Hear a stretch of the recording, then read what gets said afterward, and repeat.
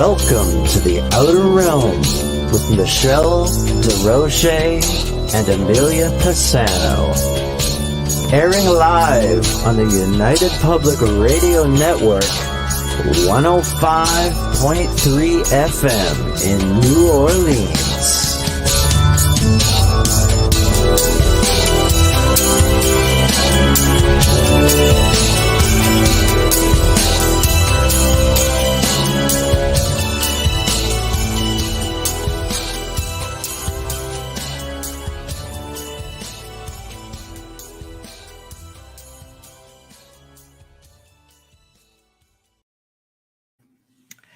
Good evening, everyone. Welcome to our Wednesday night segment here of the on the Outer Realm, broadcasting live on the United Public Radio Network 105.3 FM from the beautiful city of New Orleans. We are fully sponsored by the amazing folks over at Folgers Coffee who have been with us since day one, and we are so grateful for them. So thank you, Folgers. Also, big thank you to Dr. Snick, the sonic surgeon, aka Justin Snicker, for his sponsorship and contribution of his voice and music for the intro and outro that you hear. He is an award-winning composer of Halloween, horror, sci-fi, and dark wave electronic music, which can be found anywhere that amazing music can be found. Bandcamp, Spotify, iTunes, Amazon. I can just keep going. So thank you for that. Hey, Michelle. Hey, Zach, man. You will notice I am minus the bubbles tonight. The bubble unit is not with us. She is day 15, if I'm not mistaken, of this dang virus. We'll leave it at that. And she's getting the pulp kicked out of her, but she's a champion. So hopefully if she's up for it, she'll be in chat. And we definitely hope she will be. It's not the same without her by any means. But we know she's with us in spirit. So let's just send her some good vibes and healing vibes and get her back up to snuff so we can get her back on the show. Tonight, we welcome back Cheryl Costa. This time it's going to be a little bit different. If you remember Cheryl, she was on before. She was talking about all her vast knowledge of UFOs and such, and just it was a phenomenal show.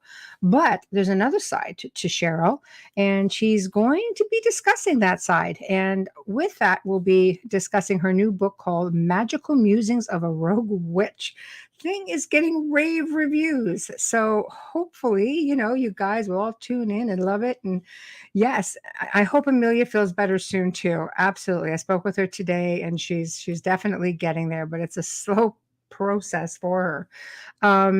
But I'm hoping again she'll be in chat because we both had so much fun with Cheryl, and this is definitely, we've sort of perused over the book and it's just like really amazing. Like it's definitely going to be a lot of information coming forward with that. You notice we are again on our usual 8 streams. If you want to partake in any of the chats, I can see everything here on the soundboard. We are on YouTube, UFO Paranormal. We are on Moi, the Outer Realm. We are on UFO Gods and Extraterrestrials. On Facebook, Outer Realm with Amelia and myself. Canada's Most Haunted with myself. News on the flip side, UFO Paranormal, United Public Radio. And Joe Montaldo, UFO Undercover. Everybody's chiming in. God, I can't speak tonight. What is wrong with me? I think I'm having sympathy veins for bubbles. So anyway, hey, Adriana. Hey, Chris. So it's going to be a lot of fun if I can actually use my words and speak properly. I think we'll be all right.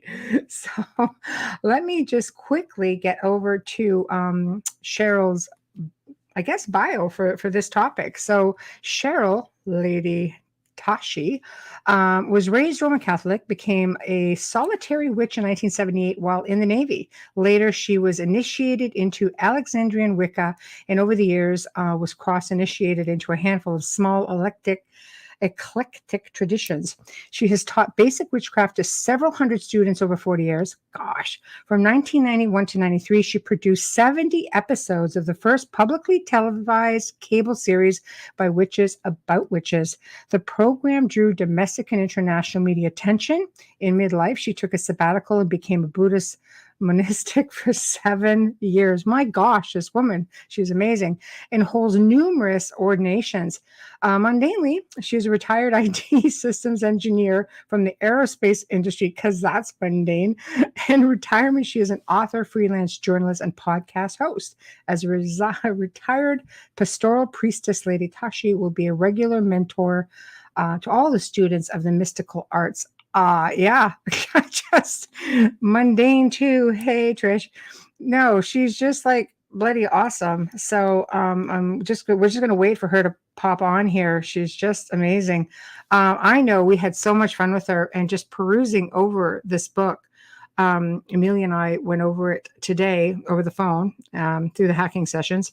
So she did really good, but it's just so versed, and in layman's terms, I mean, anybody can look at this and go, wow, this is just amazing. So Cheryl really made a point of writing things in a way that people can understand it, get the gist of it without feeling like they're lost in translation, so to speak. So I think you guys are really, really going to enjoy this. Besides, she's just so darn much fun.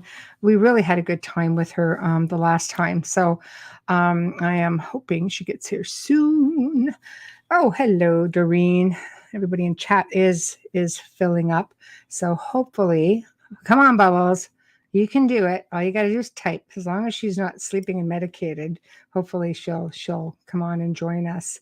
So we don't tackle a lot of subjects on witchcraft and magic, just because it's not really come up a whole lot. Amazingly, we get approached by people from all walks of life. We have had guests on, Utu, which Dr. Utu has been on a few times, and he's talked about that. And then we've had Kat Thagard, who's been on with him. Few people here and there, but we do have, I know next week we're going to be talking about magic again on Wednesday night, as Jim Girard will be back on. And he was also like super interesting. So all of a sudden, it's coming up, and it's not that, we don't welcome it. We do. We welcome things from all walks of life. And I have to say, I recently did a radio show with a friend of mine who I really adore. And he's just got he's got a hit radio show as well. It does very, very well. They actually tour with the podcast. And they are let's just say they're very unusual group of listeners. And I won't say unusual in a bad way, but their belief system is very staunch. And it was interesting because people kept seeing my red hair and asking if I was a witch. So it's like, what does my red hair have to do with being a witch? But I took it gracefully, and I just said, no, I'm not a witch. And they're like, and your skin is so pale, not a vampire either. Mind you, some people may debate it, but no, not a witch, not a vampire. Do you believe in God? Yeah, believe in a creator, believe in all kinds of things. I said, I just really welcome people to think with an open mind. The outer realm really is about shows and people coming together from all walks of life and sharing ideas. So if, just bear that stuff in mind. Open minds, not always judging a book by its cover, because they were quite surprised to find out that I actually help. And through the last 2 decades, I've helped thousands of people, with attachments and just with educating them on the whatnots and what to do, what not to do. When you fall into that situation, investigations, things like that. Hi, Kathy. And they were a little bit shocked. So yeah, the witch vampire with the red hair and the pale skin actually been known to kick some demon ass. So, for the lovely group of people who were tuned in that night, some of them were actually quite surprised and very receptive. Others are kind of like, we're still not too sure about you, but it was a lot of fun. So with that being said, keep an open mind, people, because I bring in all kinds of folks from all over the world who talk about some things that might leave you scratching your head thinking, come on. And I'm saying this because I've got a few coming up in the next few weeks. And it's going to be very important keep an open mind. We don't know everything. We are a grain of salt on a very, very big beach.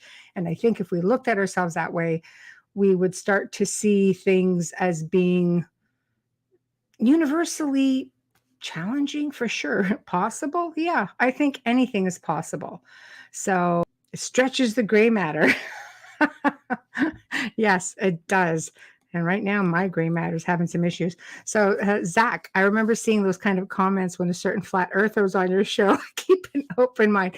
Never mind. I have to tell you, that flat earth guy got more hits on YouTube, no matter where he was posted. And I can't even tell you how well the archives did. And that was another example, because the chat room that night had more people than we've ever had, and we get a fairly decent amount of people. And as soon as they realized that we weren't attacking him, oh my gosh! Like at first they're like, "Oh, a couple of witchy women and stuff like this." I'm like, "Oh, here we go again," right? Honestly, though, when he realized, or they realized, that we really were respectful and quite curious about all of this. I mean, we are learners as well. When these guests come on, we're learning like everybody else. I've heard of the flat earth theory, but I've never heard anything to substantiate why it could be a possibility. And he was having fun. We were having fun. The listeners were having fun. And I think there were a lot of people surprised that night. And big treat for all you flat earthers. Yep. Right here's the old trusty list. He is back on the show May 26th. There you go. You be there with bells on, and we're all going to have fun, because there's going to be some, new presentations and stuff. And I thought, yeah, this guy is hilarious. He's so much fun. And I love it because he believes in his cause. Whether it's a fact or it's not a fact, he believes in his cause, and that's what matters. Here's my lovely friend, Cheryl. Hello, lady. How are you? Good. How are you? I'm good. Welcome, welcome.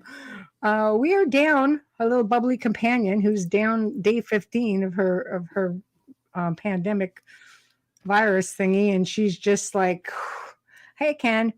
So yeah, she's just like, "I'm going to try to be in chat if I'm not overly medicated or sleeping." So I'm like, okay. Oh, I know she's been down 15 days. It's not the same without her, for sure. So none such bubbly companion this evening. So how are you?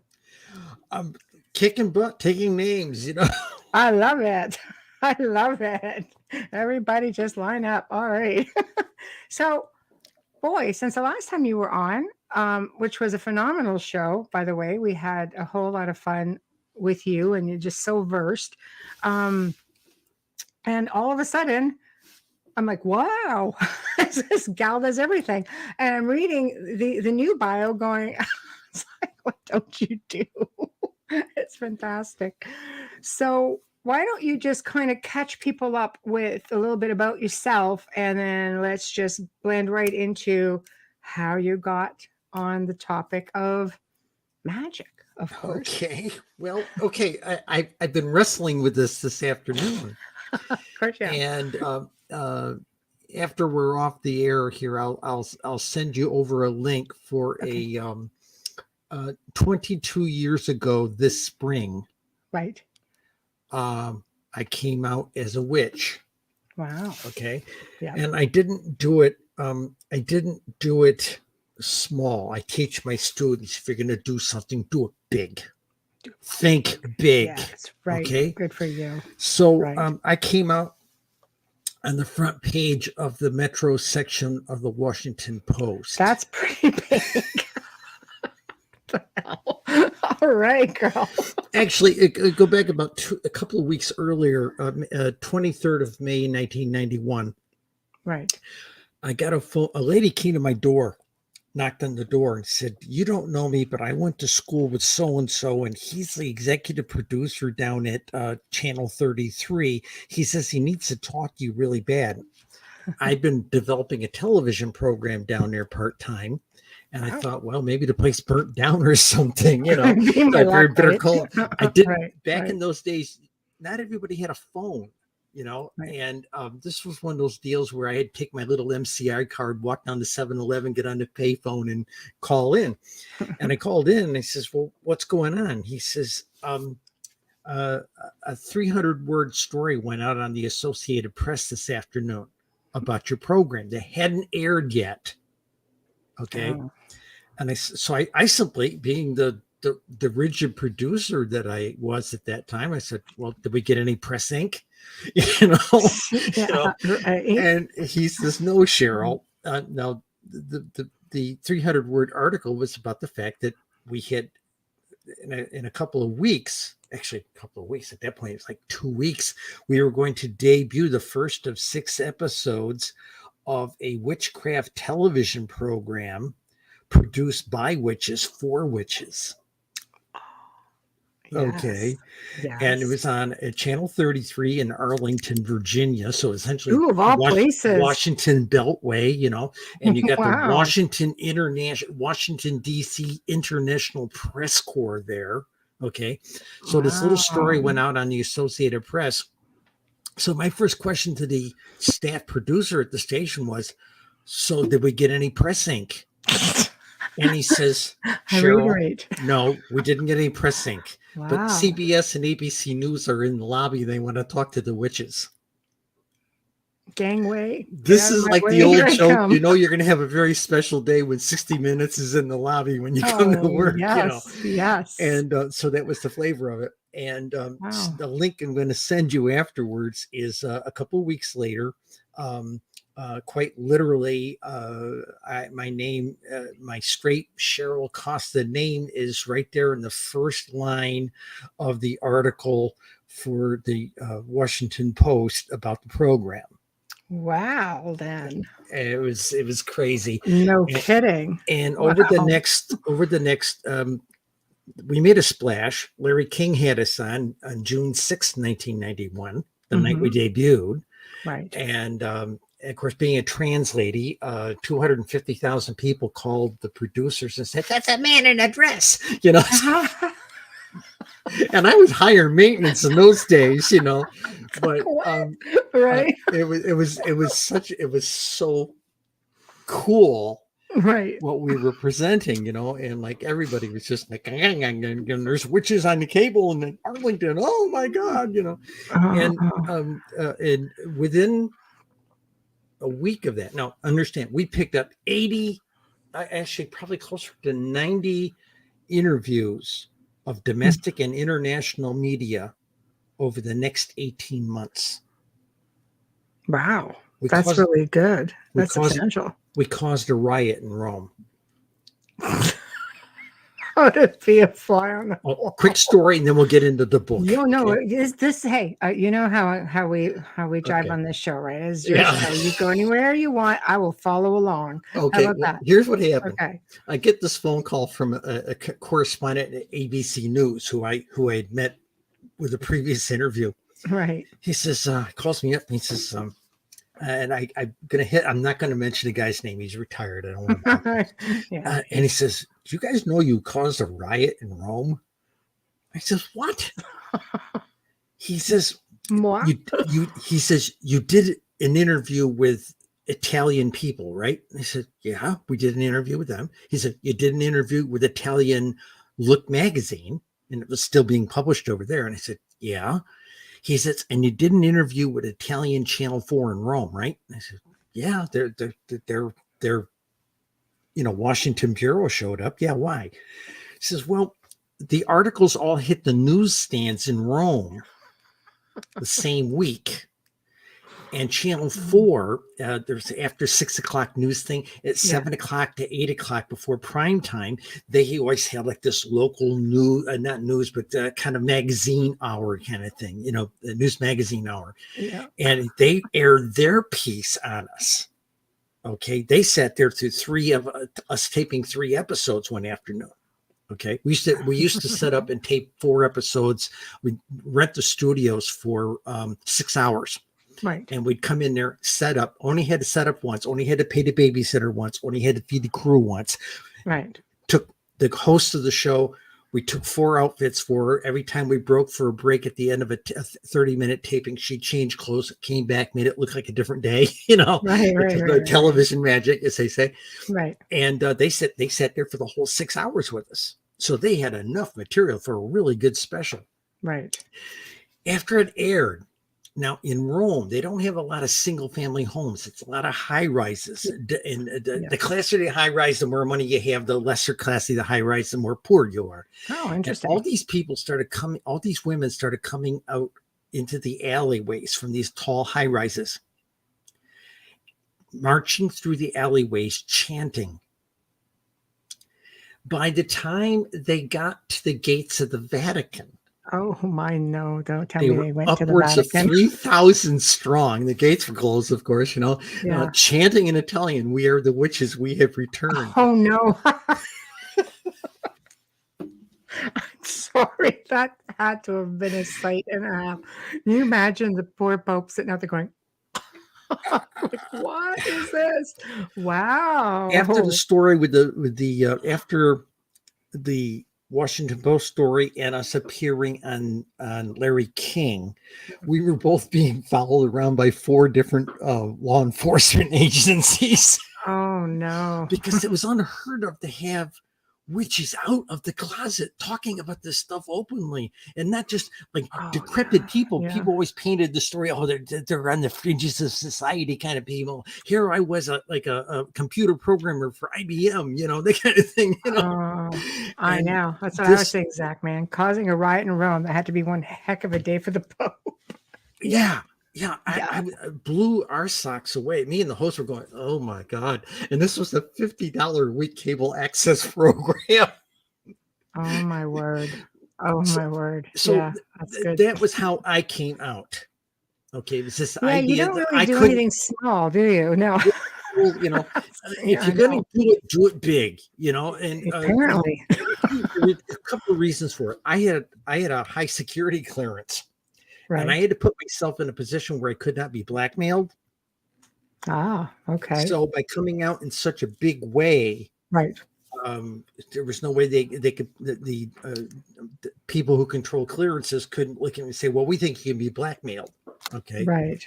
And I'd already learned that line a couple of years before. Amelia's in the house. Hello, Bubbles. Hey, there she is. She is. I'd already learned that thing a couple of years before. In 1997, I was in the middle of my transition. Right. Okay.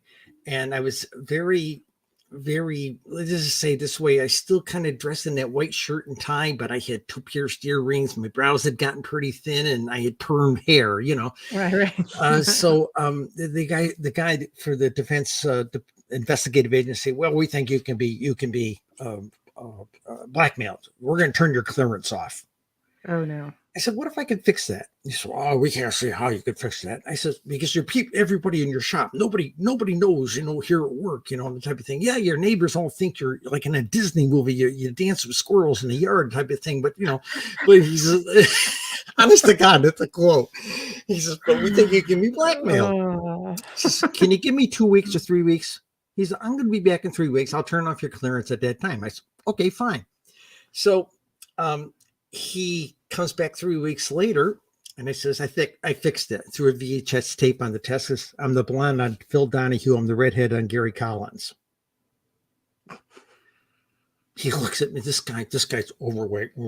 Jaw drops down his chest. He says, "You came out on national television?" I said, "Yeah, I can't be blackmailed anymore." And I made copies of those shows. The same what you got. I made VHS copies and I gave them to all the guys in the shop, and they took them home and watched them with their wives. I can't be blackmailed. Oh my God. So this was the pattern. It worked so well there. Take it on the road, and we're going to come. See, I'd been practicing as a witch since about 76 when I was in the Navy. Right. Okay. And I had to keep it really close to my chest. Yeah. Okay. and that was very touchy. But between the clearance side of it and all, God only knows you're out there on a ship. You've got chief petty officers or hellfire and brimstone Bible thumpers, and you could hear them not talk kindly about such things. Okay. Oh, absolutely not. And the reading material we had in those days was Gardner. This is 76, 77, 78. 79 time frame. It was Gardner, Alexander's kind of stuff. That was about all that was out there at the time. Wasn't until like 82, after I'd gotten out of the Navy, when things like Starhawk and Drawing Down the Moon came out with Margot Adler, Right. And so I had to keep it close to my chest. And then later I'm out of the Navy, I'm in defense industry, and I got this clearance still. It's hanging over my head. So I was always had to what do they say? What do we call it in the trade? Oh, the shadow self, that spy self. You have to kind of keep that shield up, that, Right. of who you really are, and pretend to be somebody else, Right. and I couldn't live with it anymore. I had been in the closet as somebody who was going to be a trans person for years. And then there was this whole thing with the craft. And I figured, if I'm ever going to unleash my craft properly, I have got to let down this facade that was draining my energy, as they say. Right. And so I did mine on Larry King and on the front page of the Washington Post. Just a little stint with Larry King. That's hilarious. Zachman thanks you for your service. So, well, yeah, he looked at me. He says, "Do you guys put bad spells on people?" I just looked at him and says, "Nah, it's too much work. They're not worth the trouble." Let's not go there. I can, but I won't. I might, maybe. So Amelia says, "I'm with Zachman. Thank you very much for your service." There you go. Okay, so here's where we go. Recently, we published a book. There it is. Magickal Musings of a Rogue Witch. Yes. Okay. Yep. And what we did there with that, the whole deal was, in the lineage I was initiated in, there was this expectation that if you've had a lifetime in magic, Bubbles sooner or later, pardon me? Bubbles has a book. Amelia. Sorry. Well, we all call her Bubbles. So if we hear that throughout the show, that means Amelia. That's her. Okay. Cool. Okay. Sorry. Go ahead. So this flavor was that when you retire, you should write your book of life in magic. Right. Some people write the proverbial, excuse the expression, Betty Crocker book of spells, that kind of thing. Right. Some people write a management book, how to manage gaggles, circles, covens, clans, that kind of stuff. Right. There other people have written the story of their coven, maybe over 40 or 50 years, and others have gone out and just written a memoir of their life. And I retired in December of as a pastoral priestess. I retired in December of 2001. And I looked at this and I said, what am I going to do for this? Now, I attempted to start writing something like this a number of years before, about 8 years before. I showed the manuscript to my adult daughter, a magical adept in her own right. And of course, she trained with someone else because mom's stupid. Always the way. Okay, always the way. You can't teach them anything.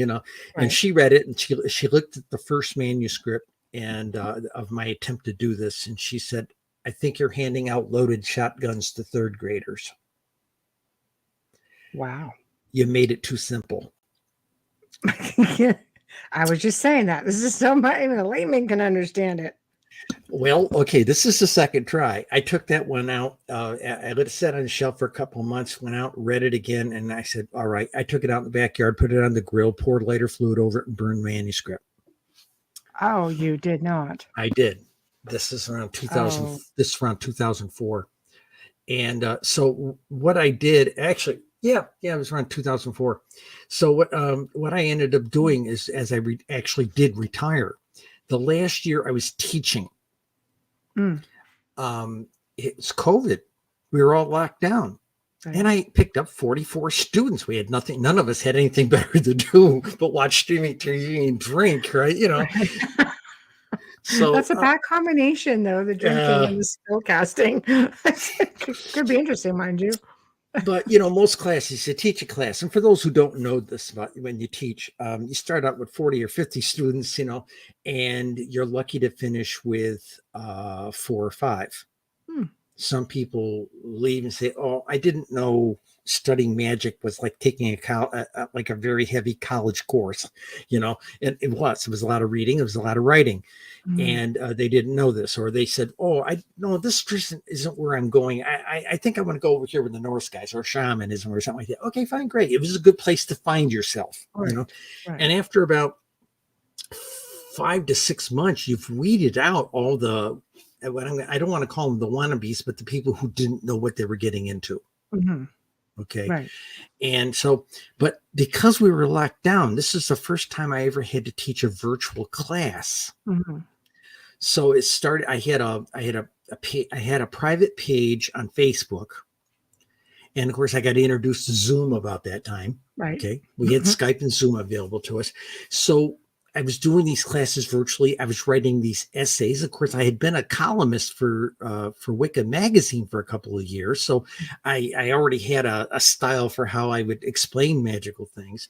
Mhm. So I had this whole collection of articles I had written, and then all these essays I wrote for the class, teaching that first year and a day kind of stuff. Okay. Mhm. And I came from the school.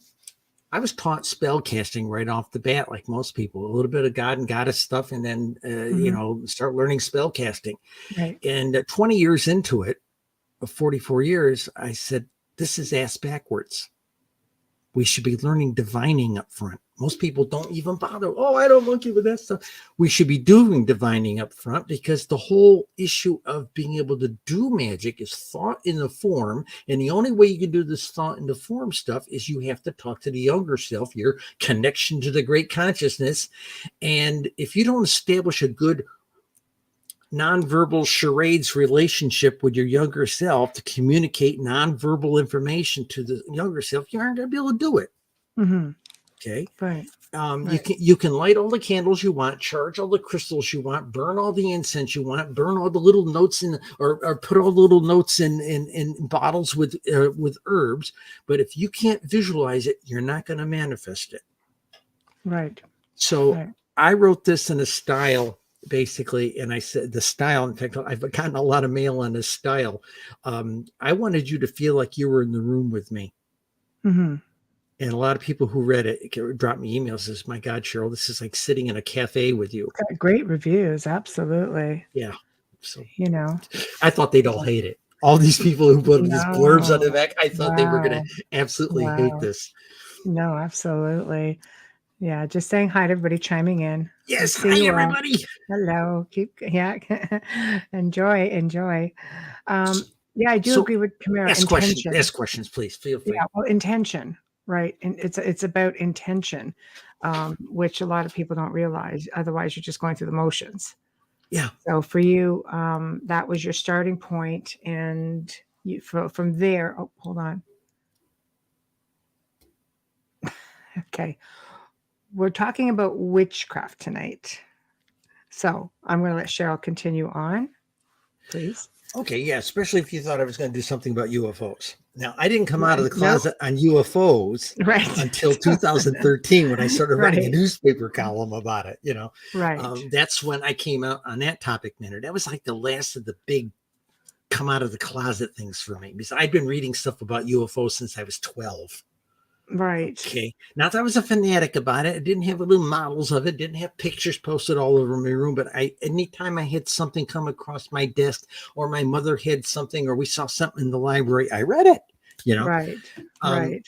so part of being a witch, from my view, is coming to grips and facing that secret identity shadow self, that you put, that little mask you put on in front of everybody else, and say, I'm just a normal person here in the suburbs like you are.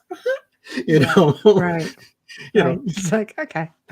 all the time, that I'm reaching in my back pocket, making sure my wand doesn't show, So, Right. Okay. Right.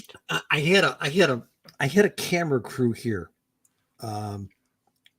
weekend before last. They Right. were with us all weekend Right. shooting a documentary about our current UFO research. Okay. Right. And they were here in the apartment all weekend with us.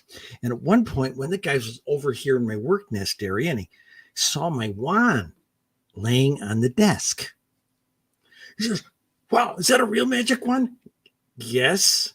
He said, "Can I touch it?" He starts to reach for it. And I said, "If you want to walk out of here on human feet, don't touch it." And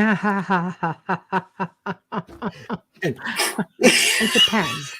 How do you like your life as it is? yeah, You know. he Oh, says, that's "Does funny. magic really work?" Well, Right.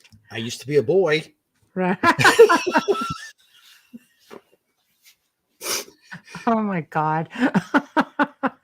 But one of the other important things about magic is this Mhm. idea of intention. Right. Too many people want to learn this stuff because they know they can covertly, "I'm going to get Susie. I'm going to fix her wagon for stealing my boyfriend," that kind of thing. Okay. Right. There's Right. too much of that.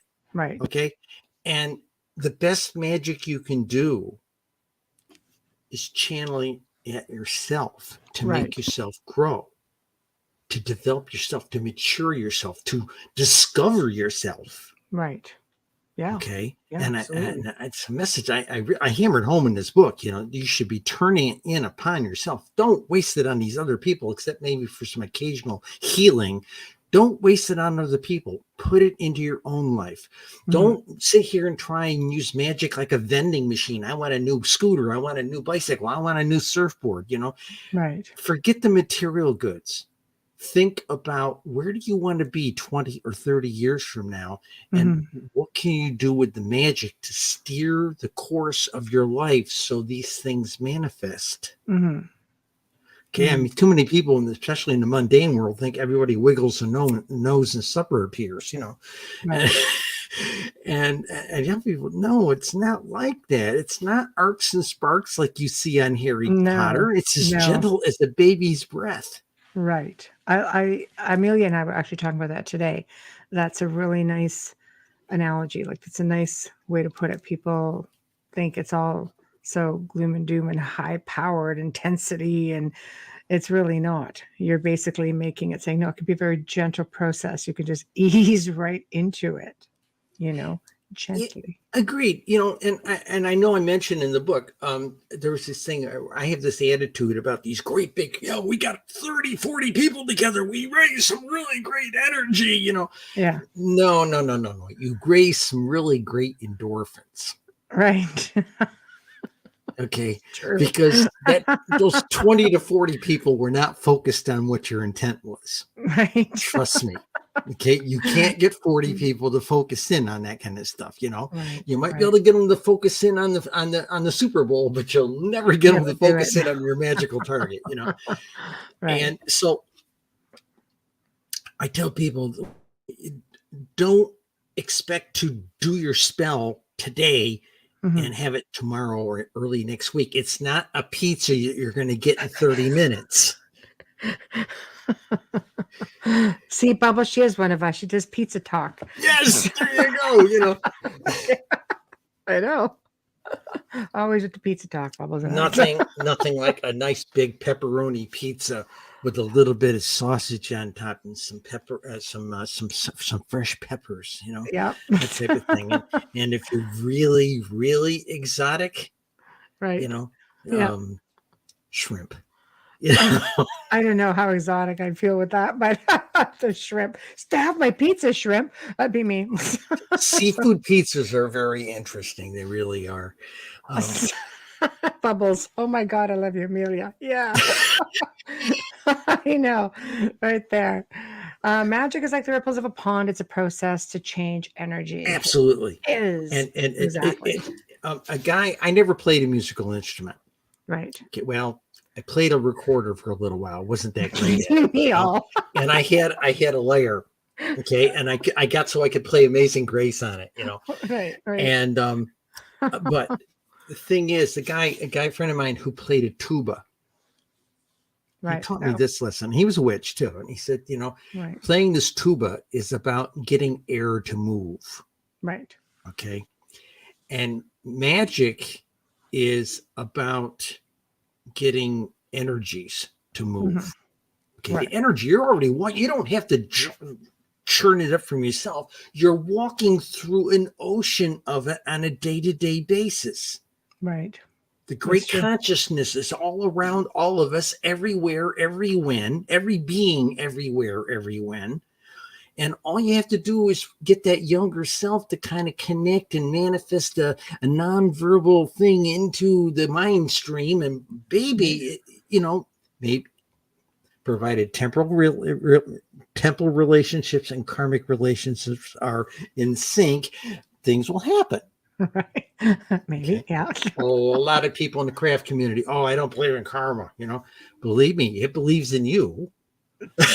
Yeah. See, that's a good thing that you actually talked about that, because I don't think people understand that when you're working with energy and you're directing energy elsewhere, and based on intention, somebody needs a good, I'm going to give you a shot. Chances are, energy wise, I'm going to give it to you, but I am taking on potential karma, getting a shot of my own, right? It Yeah. can, you do take it on. It's a chance that you take. Yes, there is a burden, Yeah. and a lot of people try to think it's like a pass from the teacher. Okay, you're going to get 3 demerits. You did such and such. It doesn't work that way. It's more like, think about that chain wrapped around Ebenezer Scrooge. It was twice as long last Christmas. That kind of thing. Just dragging it longer. Exactly. Heavier. Yeah. It is a build-up thing. It Mhm. might not bite you tomorrow, but I've seen people do some really nasty stuff over the years, and then they wonder how come their mother came down with cancer, and their 2 oldest kids got killed in a head-on collision. Mhm. Suddenly out of Right. nowhere. Right. It's not all chance.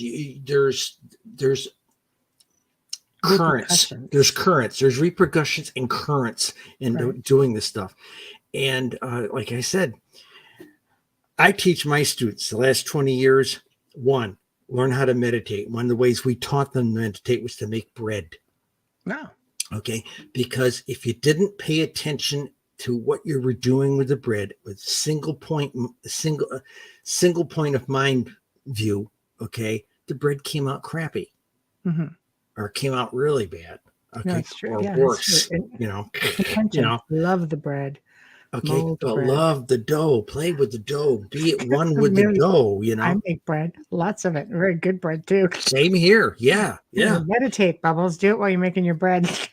What we had a class 2002 to 2005. I taught a class. Okay. Right. And a whole bunch of high schoolers and early college kids signed up. Right. Okay. And somehow they read something somewhere that said, if you ask the teacher 3 times, even if she turns you away by the 3rd time, she has to take you. Oh.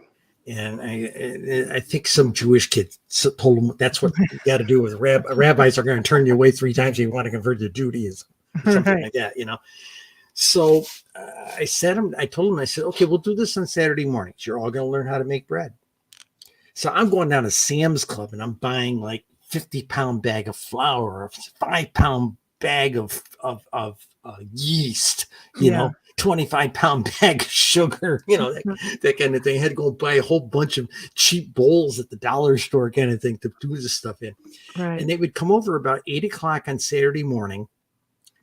They all go right to work. No chattering across the table. They'd be sitting around this big kitchen table and they'd all be mixing up their stuff. And the idea was to be quiet with the dough, working it, kneading it, and things like this. And then we'd get ready for class about 8:30, 8:45. We'd lay a wet towel over each of the bowls, let the bread do its first rise. We'd go in and do it like a 45-minute to an hour's lecture. And we'd come back out, beat the bread down some more, all this, put another warm, wet towel on top of it, go back in, have another deep class.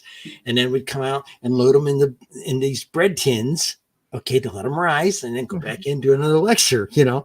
So by the time we got done, about 12:30, 1 o'clock in the afternoon, in most cases, we had these golden loaves of bread coming out Right. as we were finishing a morning's worth of teachings. Mm-hmm.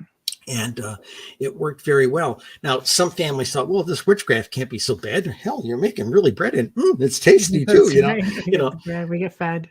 But once we taught the bread making, and I used to have 10% of the people, you get a bunch of people there and say, your first spell is going to be how to make a little loaf of white bread. That's not real magic. And 10% of the people who came to the initial first night class, anybody can come to, stomp out. Okay. And you'd lose another 5% that went home, tried it, and said, oh, this is too messy. This isn't real magic. And it's not nothing I've read about in all these other books. I'm not going to do this anymore. So you lose about 15% of the class in the first week and a half or so. Right. First night to the first week and a half. And then there's the people who won't. They did it wrong. The loaf looks like hell, you know, Right. and it's tilted up or didn't rise, something in that they're afraid to come in and face it. Well, if you aren't willing to suck it up and say, what did I do wrong? Right. You're never going to do magic. Right. It's a constant honing. It's kind of like learning to play a musical instrument. You don't sit down and play like Liberace. No, you've got to get the technique right, and you've got to. That's what Amelia says. Bread is magic. Bread is magic. And then as we got further along, once everybody actually learned how to perfect a loaf, Yeah. because we'd always have everybody sooner or later would have a misfire. We all do. Okay. But I still do, and I've been doing it 40 years, you know. But generally, if you're making loaf of bread, we had a coven in the 90s. Okay, very loose coven. There's only about 8 of us. And they would come up to my house on my apartment on Saturday morning. We'd mix all the dry goods, but the dry goods, the flours, the yeast, the sugars, all that kind of stuff in together. We'd have these big bowls, big wooden spoons, and we'd go into the front room after we got them all in the bowl, put on a belly dancing CD, and sit out there and stir this stuff with the belly dancing. You know, Right. Those loaves of bread, whoa, they were fantastic. Yeah. Right. And so the bottom line was, after we got it, they got it so they can master the bread. Right. I explained to them that sooner or later down the road, you might want to work with tinctures or essential oils, Right. or you might want to work with certain kinds of potions. Okay. Your measurements and what you use to do these things has to be exact. Right. Okay. And this was the lesson of this stuff. There would be people who took that first night thing of white bread and they'd go to the store and they would not buy the flour I told them to buy. They would not buy the yeast I told them to buy. They wouldn't buy an oven thermometer. They wouldn't buy a little kitchen thermometer to test the water, that you're making sure the water's not too hot or too cold for the yeast. Too hard for them. Too many steps. Too many sounds steps. Like Exactly. it wasn't easy enough because it was too many steps to try to remember, try to master. Pretty or much they come home from work. What it sounds like to me, and not do it the night before. They'd come home from work the day of the thing and throw it in the oven. The oven's not at temperature. Yeah, they were not liking that too much. No. But once we taught them how to get a good golden loaf out of it, then we started thinking, let's look at the elements of the bread itself, what we're building, and say, these represent water, earth, air, fire. The yeast is fire, you know. So here now we can make an offering with this thing, and if we're thinking and are targeting our nonverbal thinking about a spell we're trying to work, the actual manifesting of the bread is a physical example of how well we did. Right. No, I completely agree with you on that. Like Kathy says, many students want instant gratification, and you're not going to get that first time around. It's just, if it's too hard, you know, like they don't want to try. But if it's too easy, you haven't earned it. That too. Yeah. Like I said, that last class, we started out with 45. We initiated 4. Wow. I've had over 300 students, and I have initiated about 30 in 40 years. Wow, really? Yeah. Wow, those are really low numbers considering how many I'm a students you tough started with. teacher. I'm a tough teacher. Yeah, You've got to want to do this. It's got to be burning inside you to do this. right, And I tell them right up front, this is not about dancing around in robes. It's not about burning right, incense, right. lighting candles, and charging crystals. I said, you won't find any of that on my magical altar or my shelf. And oh, No. by the way, I used to be a volunteer fire person. I don't Mm. want to see 90 candles on your altar. That is No, a no. fire hazard. No, as Zachman says, something may have a lot of steps, but in order to achieve success and the goal one is aiming for, all steps need to be completed. And I'm just going to redraw some comments so we don't lose them all. They don't have dedication to get a good base to move forward. I agree. Ba, ba, ba, ba, ba. Follow my depends on. Somebody asked me a couple of days ago. I was in a conversation with someone, and they said, who did you end up initiating? I said, the best of the best, or the people with the most stamina. Right. I was one of those people back when I was in a particular coven environment after I got out of being a solitary, so to speak. Right. There was this group called the Thursday Irregulars. Okay. Mm-hmm. And we met on Thursdays, and we had couples. I had a spouse at that time, Mm-hmm. and this is in my male persona. Mm-hmm. And we all broke up with other people in the group. There was about 8 of us. Okay. Mm-hmm. And so my spouse went out for this other guy, for a priest, and all this. They broke it up. And me and this other lady, we'll call her Moonbow. And 2 of us got together. So it was 2. Well, she figured me out very quickly. It was essentially 2 women doing a circle. Right, But right. but I was very closeted at that time. Right. And the funny thing was, everybody else would get up there and do these grand ceremonies and do all this stuff with a degree of precision. It was a Broadway show, for God's sakes. Right.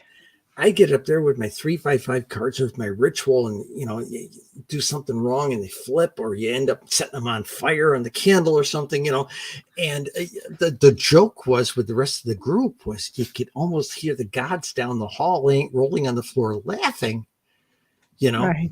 Right. and so when our advisors were talking to everybody, he said, well, you can't initiate Costa and Moonbow. You can't. Why? They're the biggest screw ups. Right. That's where that line, you can almost hear the gods on the floor laughing their ass off, And so they initiated everybody but the 2 of us. Wow. But 3 weeks later, all the elders from the clan invited us to something, the 2 of us to something, and they initiated us. And we said, why are you doing this? Yeah. Said, we're the screw up. Everybody Wow. laughs at what we do. And he said, yeah. sometimes the gods like sacred clowns. There we go. Well, here we are 44 years later, and we're the only 2 that are still in the craft. Wow. That is interesting. Good for you guys. Directions, things like this. Like a fly by night sort of thing. Yeah. I just want to make mention of Marcus's comment. We are used to serial witches and demons. We believe ghosts are real. It is film on white paper, really, real world, non-existent work. Don't fill the mind with garbage, essentially. It is your house. What to keep depends on you, is what I'm... Okay. Yeah. Did my best with that one, Marcus, but there it is up there. And nothing in nature is perfect. Exactly. That's also a good comment, Tamara. Nothing in nature is perfect. But do you want me to put something back up? Is this one you want? Yeah. Okay. Okay. I just want to make sure I read that. Yeah, go ahead. Yeah, I'll leave it up for you. I'm doing a class. I had a book signing. Anybody who see me on Facebook, there's a lovely picture of me sitting in this big wingback chair in this lovely library of a craft store. Okay. And of course, their big cat, Alistair, was crashed out on the table for most of the morning when I'm trying to sign books around him, you know. Right. And I was there for 2 days, sold a crate of books. Okay. Right. But what was funny wasn't just signing. People would come into this side room of the craft store and we'd get into a conversation. And next thing you know, the owners would look in and I'd have 6 or 7 people sitting on the floor and I'd be having essentially a little mini impromptu class on something. And we Right. ran the range from the most elementary aspects of beginner magic to almost a 90-minute conversation between me and 2 Santeria priestesses, and we were into a deep conversation and never realized we had almost 15 people listening to us. Wow. Very nice. Yeah. And so what happened is that the owners of the store signed me up to teach a couple hours worth of seminars. I'm not teaching covens, I'm not teaching new students, but I'm Right. teaching seminar classes for about every 2 weeks for the next 6 months for the store. Nice. And the Very one nice. we're doing tomorrow is, hang on, okay, I don't, okay. The one we're having tomorrow, or actually Saturday, is we're doing 2 classes of this, a repeat. It's a 2-hour window and a 45-minute break and another 2-hour window for another class. The cost of craft. Okay, and a lot of people think, well, that's, where do you buy your wands and things like that? No. It's about that whole thing with the shadow self. Right. When are you going to be out about it? Right. What is the cost? I lost my family. My Right. blood family, I'm disowned and disinherited because I'm a witch. They got over me being a trans person, but they could not Yeah. handle me being a witch. Yeah, the witch is a little too much. Right. Okay. Okay, and when Yeah. they realized how deep I was into it, especially sent them home a copy of the Washington Post, in Larry 1991. King, I think, would have done it for some families. Yeah. You Something went right along with that. My mother is a hellfire and brimstone Pentecostal. Oh, geez. She was in this Assembly of God church at that time. Yes. And I think what broke it for her, she was at the church, and some of these bigger, I don't want to call them mega churches, but like a little mini mega church kind of thing. Right. The pastors used to use overhead view foils. Okay. And he says, and one day he's up there and he says, oh, and the witches have a regularly scheduled television program in our nation's capital. It is terrible. And he throws a view foil up there, and there's me and Kestrel on the front page of the Metro section of the Washington Post, that didn't go over well. So that's one thing you lose. Right. Okay. You lose that shadow self. It kind of values a little. I'm being private. If you don't have to tell people, you don't have to shout it on the street corner like I do. But how do I want to say this? It's not being afraid to speak out as what you are. Because you have a view of reality that's different than most people. You have a politics that's probably different than most people. Right. Okay. And if you're afraid what the neighbors are think, this is not the path for you, because it's going to eat you up inside that you can't be out with anybody. Right. That's why for a long time, the only time people could really, take off their shirt and show their boobies and have a good time, and dance and take off the skirt and dance around the fire. We're at these summer festivals out in the middle of nowhere. It's everybody expressing themselves freely, right? And that's witches. That'll do it. Don't go back home and go back into a shell. So this is where things are. Oh, we miss you, Amelia. Get better. We'll send you love and light here. We'll have to do it with Cheryl again sometime. You're feeling better. Yeah, no, I can see that. Absolutely. So do you feel like for some, it's sort of a fad, a movement? Yes. As opposed to the fact that it's actually a lifestyle for the serious. Yeah, it is. Right. I teach in the book Art, Science, and Lifestyle. Right. Okay. It is definitely an art. It's like playing a musical instrument or making a loaf of bread or making pottery. There's skill involved. There's finesse involved. There is experience involved. Okay. The science now. A lot of people will argue with you. Oh, it can't be science. It's all that foofy stuff. Yeah, but they did a poll a long time ago. Janet Farrar wrote this in one of her books. That 70% of the people she interviewed in the craft at some festival worked in the technical sciences and the scientific field. So were you guys all just overworked and decided it'd be fun to run naked in the woods? What is it? Why do you think it is? If this stuff didn't work, if the magic wasn't real, they wouldn't Right. still be in it. Got it. Right. Okay. And what did I call it in this book?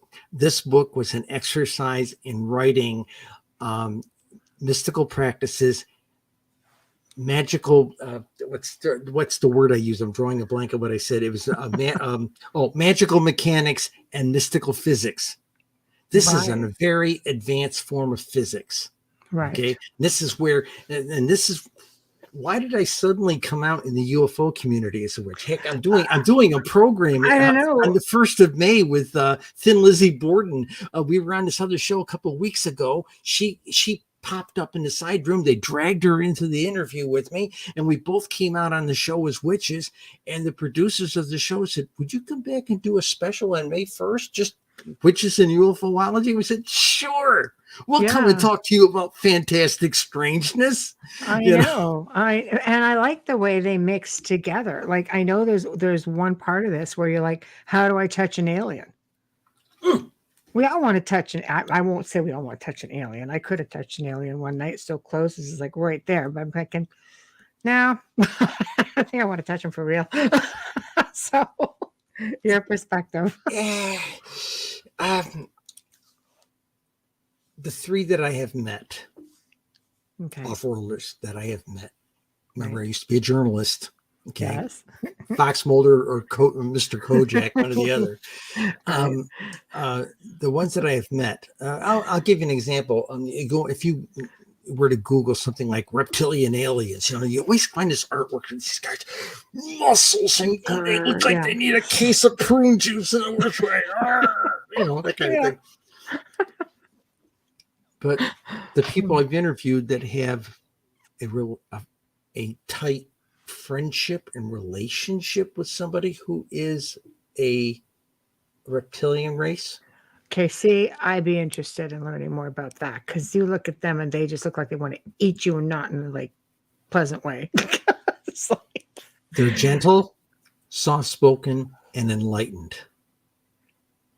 Come on. Really.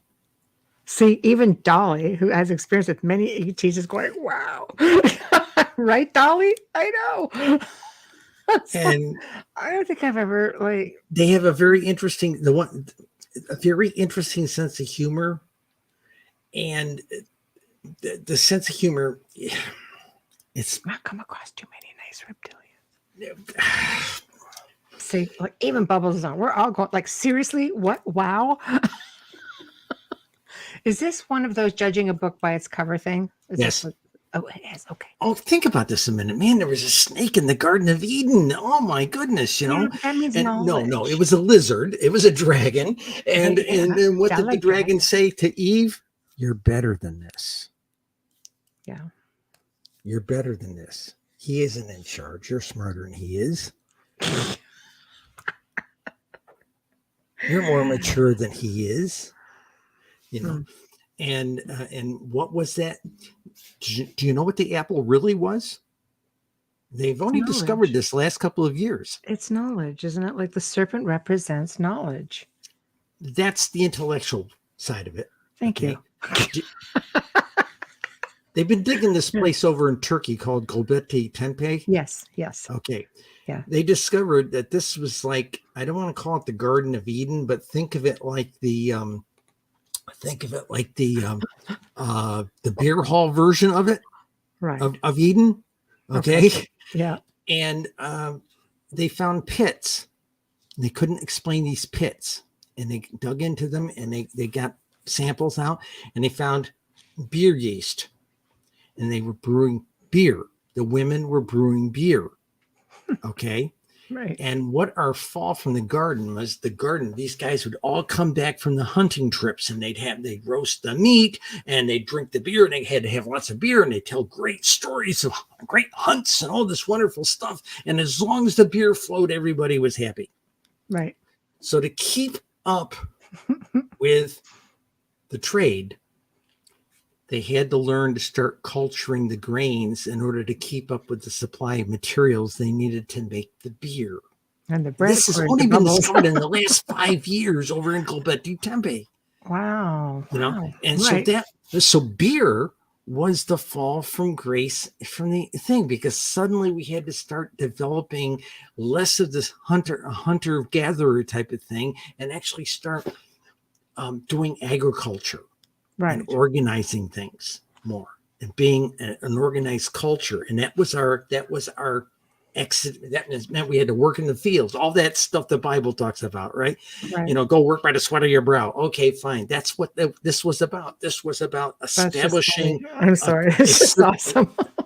Establishing a civilization. Right. So that's what the snake was. And all yes, about. there He are wasn't really a reptilian. There is at least one reptilian race that has been on our planet for eons. Right. Okay, they're not even considered aliens anymore. They landed here, they colonized here, and they live underground, and they're a pretty sophisticated culture in themselves. I can't go into it beyond that. Right. But the two people I interviewed that had, let's say, deep friendships with them, they're soft-spoken, they're humorous, they're enlightened. Okay, gentle. I've got 2 sketches of them, and they're not like what you think. They're not what you would think they are. Okay, so back to magic. There's a chapter. So you were talking about touching aliens, so I was trying. Okay. Now people ask me. That's in the book. I lost 4 students this year on that essay. They said, I don't believe they can get here from there. Okay. And I said, you aren't even open to the idea that maybe they've been walking among us for a long time, since biblical times, you know? No, they can't be here. And if they come here, they're going to blow us to bits. I said, they could have done that in 1561 in Nuremberg, Germany, baby. No, they can't be here. And I had one lady who just absolutely, I can't accept that there's alien life at all. If there is, I can't accept that they're here. Huh. So I wrote that essay about the idea of, before I taught these students about the idea that we're connected to everything, everywhere, every when. And anybody who was in my remote viewing classes over the last 20 years will tell you, I've been to the moon. I've seen the aliens in the base and the backside of the moon. I have touched one of the rovers on Mars, okay, and things like this. But we also discovered something. When you're doing remote viewing, you're working with these rollerball pens, and you're answering a set of standard questions while you're kind of in the zone, and you're being asked to draw information on this little target cue, which is a little sequence of about 8 to 10 numbers, which is connected to something in that envelope, okay, which is connected to something somewhere else.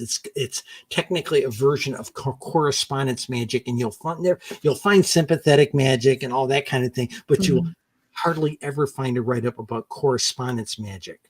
Mm-hmm. Okay.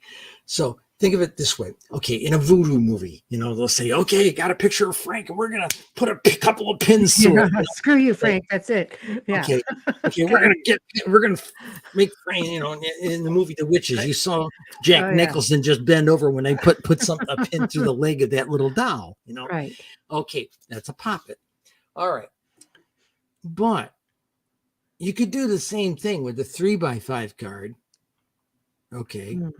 Give Jack Nicholson's character a cramp in his thigh, put it on a 3x5 card today, or 2:00, put it in a 3x5 card, put it in an envelope, put the sequence on it. You can't touch it because you know what's in there, but you can have 20 other people and say, direct all your magical energy at this number, Okay. Oh, hell, give me 20 seconds. Give me 20 seconds. While you're doing that, I'm going to read off a couple of comments. Please do. Zachman says, I agree. There are beings, extraterrestrials, interdimensional, etc. among us. As a contactee, I can attest to that. And I am with you on that. Same situation. Dolly says, there are 18 other compounds around Göbekli Tepe.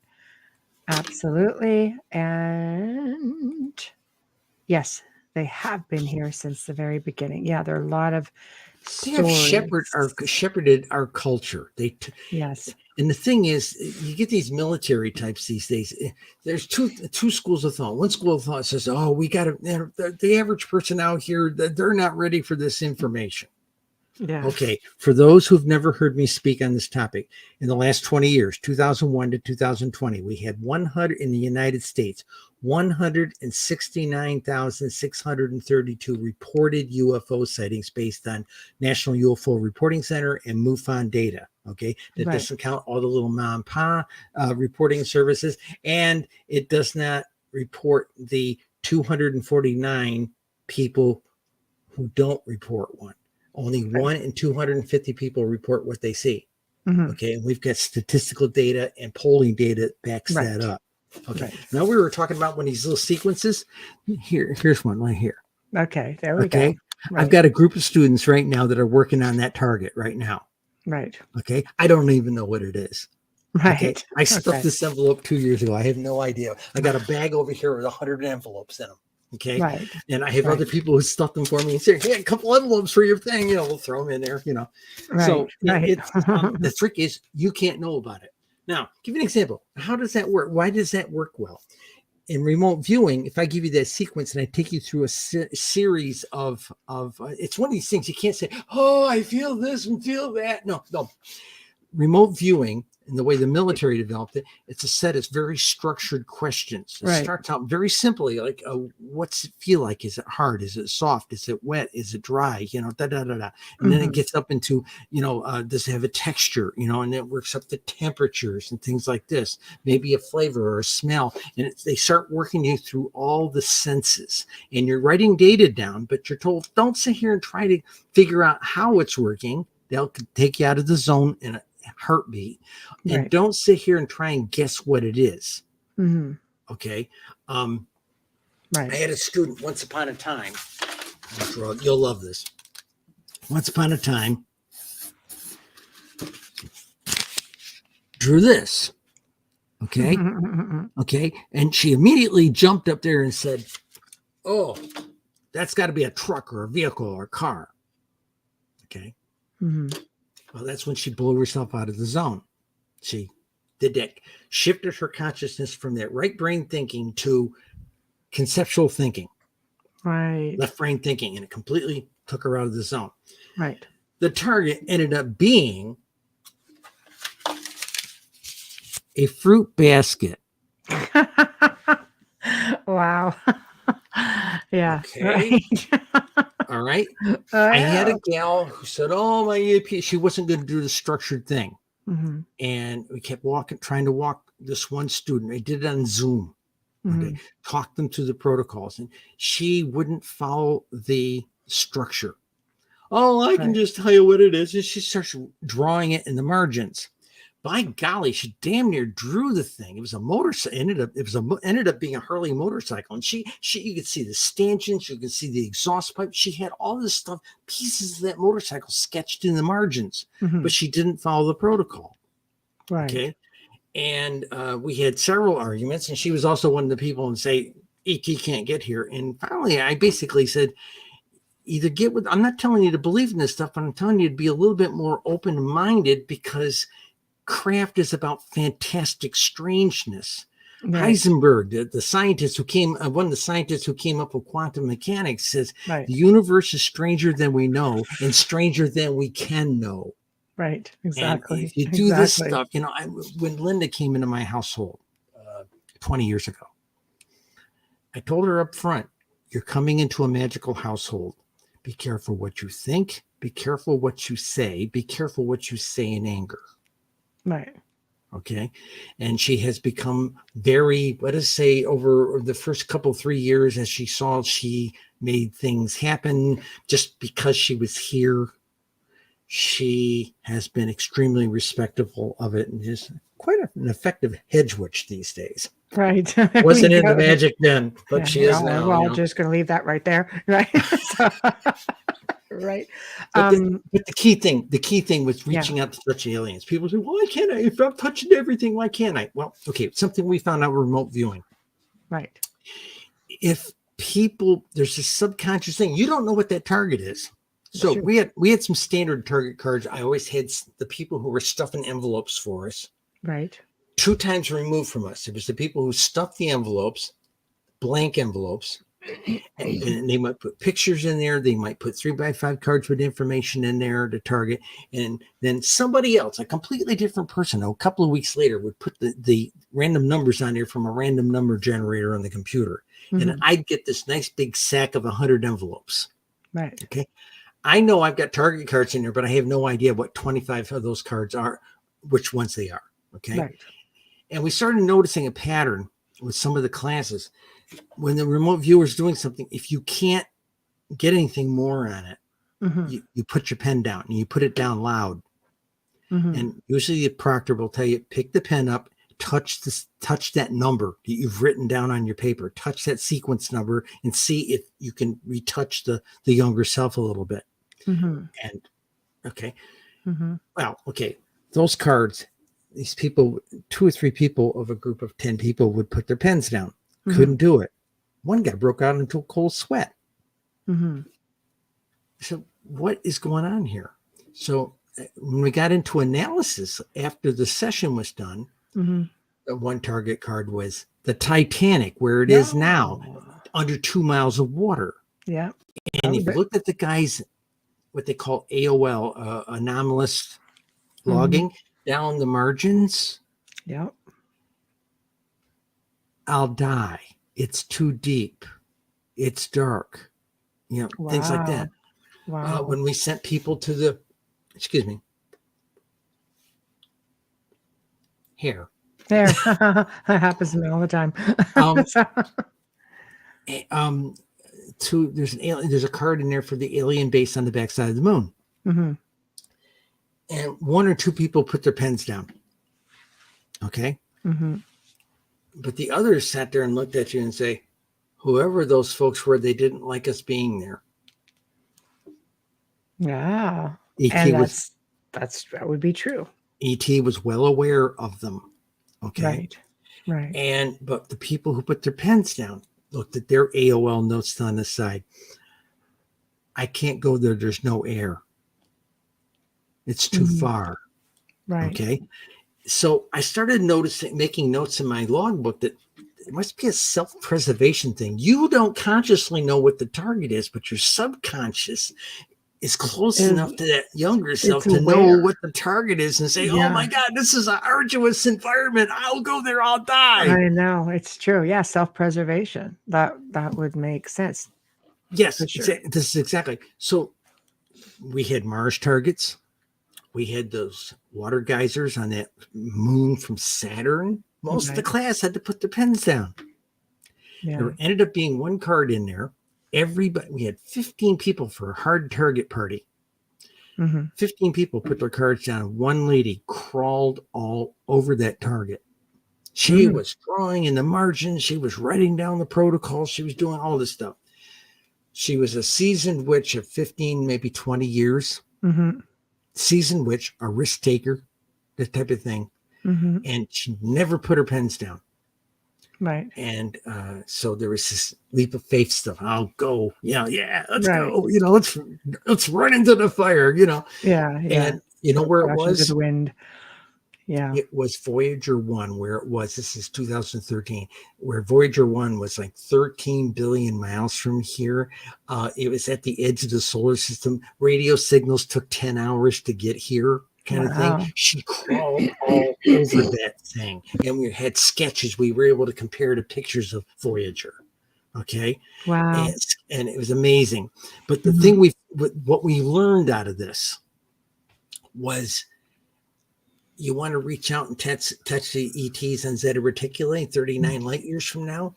Well, okay, a couple of things. And I hear people all the time, I'd like to talk to an alien. What would you talk to him about? TikTok? What are you going to talk I'm a to little the deeper alien? than that. They're hopefully, used to me, I think. yeah. Well, so there was all this issue of reaching out. One, you got to be extremely settled and extremely quiet. Okay, and you're not going to do this with 2 weeks with meditation practice. Yeah, Dolly says remote viewing ETs will get their absolute attention, and it can get you immediately looked at. And then getting back to Amelia's, who's interviewing from chat tonight, she has no voice. What are your thoughts on natural remote viewers doing this? Do you think? I don't know. I personally think if you're natural, if you're natural, well, yeah, okay, would you have the same boundaries, that self-preservation thing, or would it just be? Baby. Okay, let's Oh, go. here we go, Bubbles. Keep me on Right. boundaries here in a minute. First thing, Okay. the naturals. Yeah. I've had a lot of self-proclaimed psychics come into a class, the first class, and they left at the end of the day and never came back because they couldn't do it. Okay. They wouldn't follow the protocols. They're Right. going to do it their way, and they wouldn't do it by what we were doing. And I usually taught a really good 90-minute class on how we're going to do this. Okay. And there was always refresher classes with every session we did, Right. And then there was you said talk about the boundaries. Well, sometimes there was a target in there that would be someplace really special. Like remember, other people were stuffing these envelopes. Right. Okay. Somebody stuffed one in there with the White House. And this one class, which is about half pagan witch people type thing, half, not all. Okay. Said, put their pens down. Some of them put their pens down and said, they're not supposed to be there.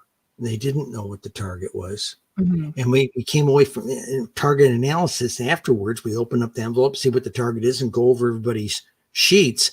And we realized, my God, the White House is warded. Wow. Okay. We tried it on a couple of sensitive military installations, got the same situation. So there are people in places in our government who are very magically attuned. And they're watching. But they're not worried about each one of us. They're worried about other people. Okay, but the boundaries thing, was another thing. But amazingly enough, ET is very receptive to us reaching out. Okay, very receptive to it, very aware. Not all of them are interested in having us peek over their shoulders. Right. And but we had those kinds of target cards where of reaching out. There's this picture of this little skinny gray alien that was taken by the KGB back in the 50s. They call him a Gray Bob. Okay. Right. And a lot of people have tried a remote view on him. Now here's what's interesting. The common response that comes back afterwards: "Will you people leave me from the future? Leave me alone." Oh, poor guy. Yeah. Oh, we got to rescue him. So one of the points in the chapter I did about fantastic strangeness, if you're going to get into the craft, you got to keep in mind that it can get really squirrely. And a lot of people say, "Oh, bring on the squirrely." I said, you don't know what you're asking for. Right. Okay. It can get really squirrely. And I'm not saying anything like, "Oh, hey, let's go do some peyote and try and touch aliens." It's like party hats. I've never done hallucinogens. Right. Okay. But I've had some experiences that some other people have said, "You sure you haven't done hallucinogens?" Not consciously. No. But you can, if you go deep enough in your meditation, there's pretty wild stuff to experience once you get past this everything around us. This thing right here, it's all artificial. This is a construct. This is a big freaking holodeck, and we every now and then our spirits put on this bloody chicken suit, and we come down here to play this LARP called life.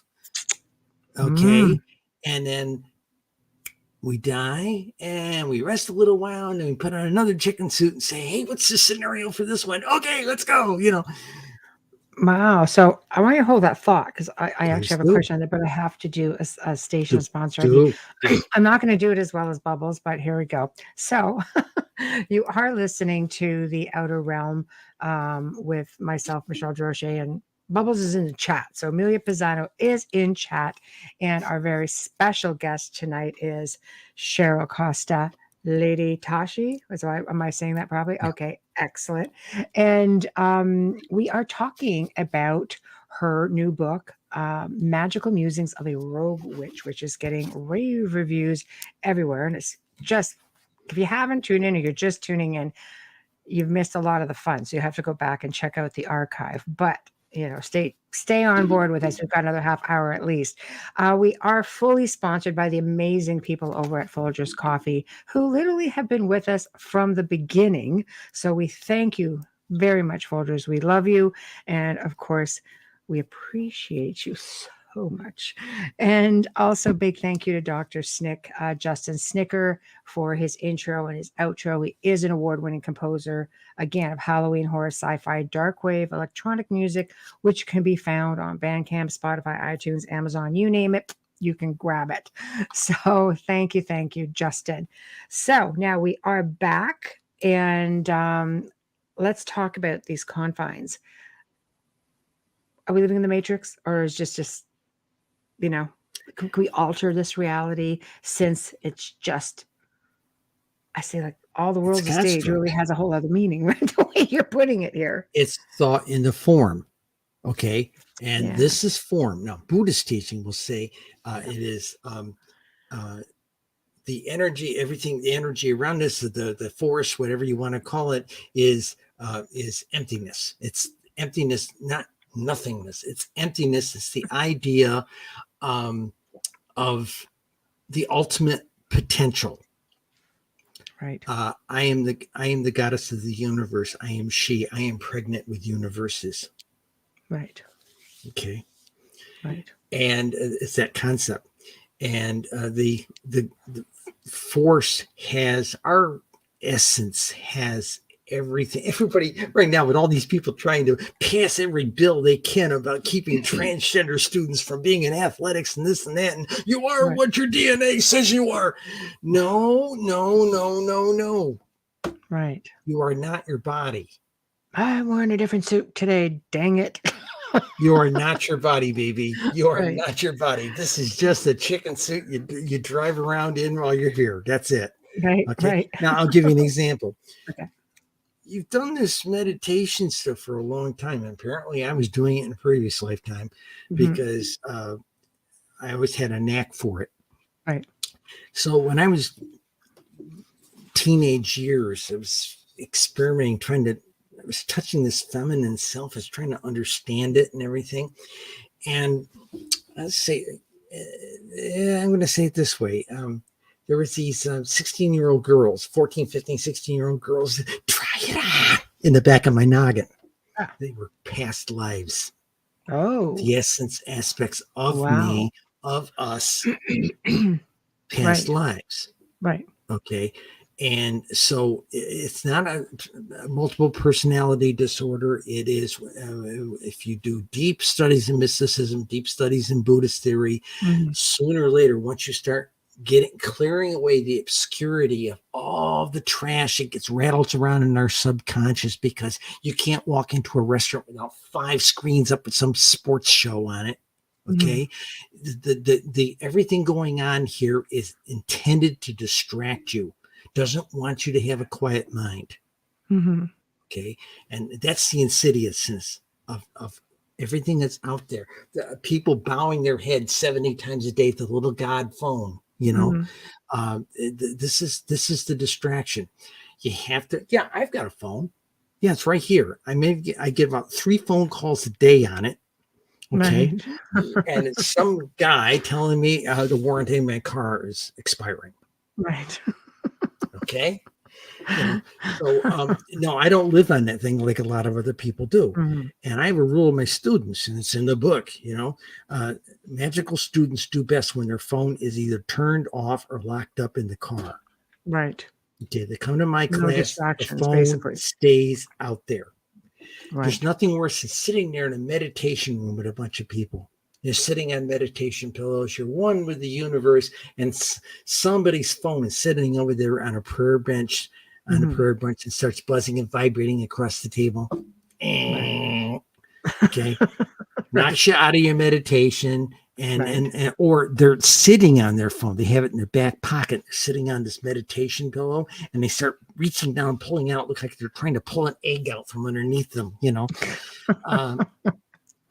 got to the point at the temple. I used to be a Buddhist nun. Okay.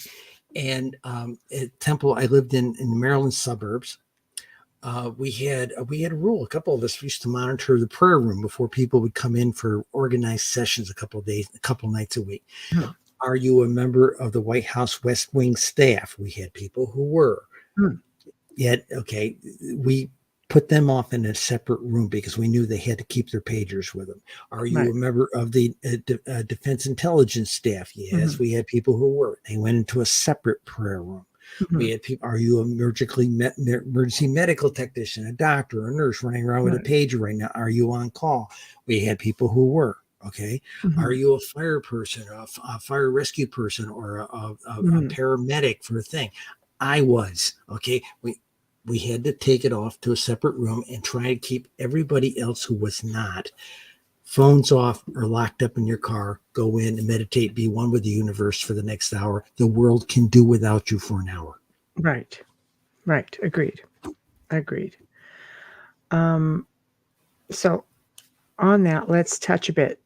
I'm going to go fast forward a bit. I probably didn't answer the question. Well, no, just because, I really want to touch on binding. We only have a half hour left. You do. Yes. So let's go with binding. People are very free with binding. Fast to do it, aren't they? Yeah. There's not a lot of thought in doing that sort of work. So what are your thoughts on it? How do you train your people? The do's and don'ts of binding. I will tell them how it's done. Yes. But I say, who gives you the right to be judge, jury, and punisher, or in worst case, judge, jury, and executioner? Okay. Who made you that? Don't sit there and say, well, I use my own judgment. I say your judgment is flawed. You don't know all the story. Right. Okay. The guy you might think is an absolute monster might be the hero in the thing. Okay. You've got to, I've heard some very ludicrous ways that people say, well, I use my own judgment and I go after people. You know something, that guy, I know that guy down the street beats his wife. Have you ever thought about, instead of binding him, sending him a nice day? Maybe he needs a nice day. Maybe he's had maybe he's got a really crappy job. Maybe he's up to his butt in bills. Okay. Maybe his wife's a nice person. Maybe she's a bloody shrew for all we know, Right. Send him a nice day. Maybe he needs a nice day. And I had a teacher a long time ago, really, really hopped on that one. Don't do this. Okay. You're not supposed to do this.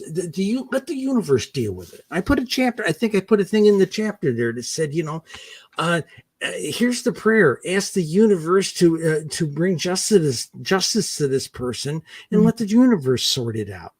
Right. You don't need to be doing that. I don't believe in binding. And I know people say, well, but what about the child molesters? I know some witches that went after somebody they thought was a misogynist. Okay. He was just very awkward around women. Okay. And the blowback for them was, the rebound was, it affected their lives immensely. The ones who did that spell. Okay. And he ended up having he ended up finding the right woman.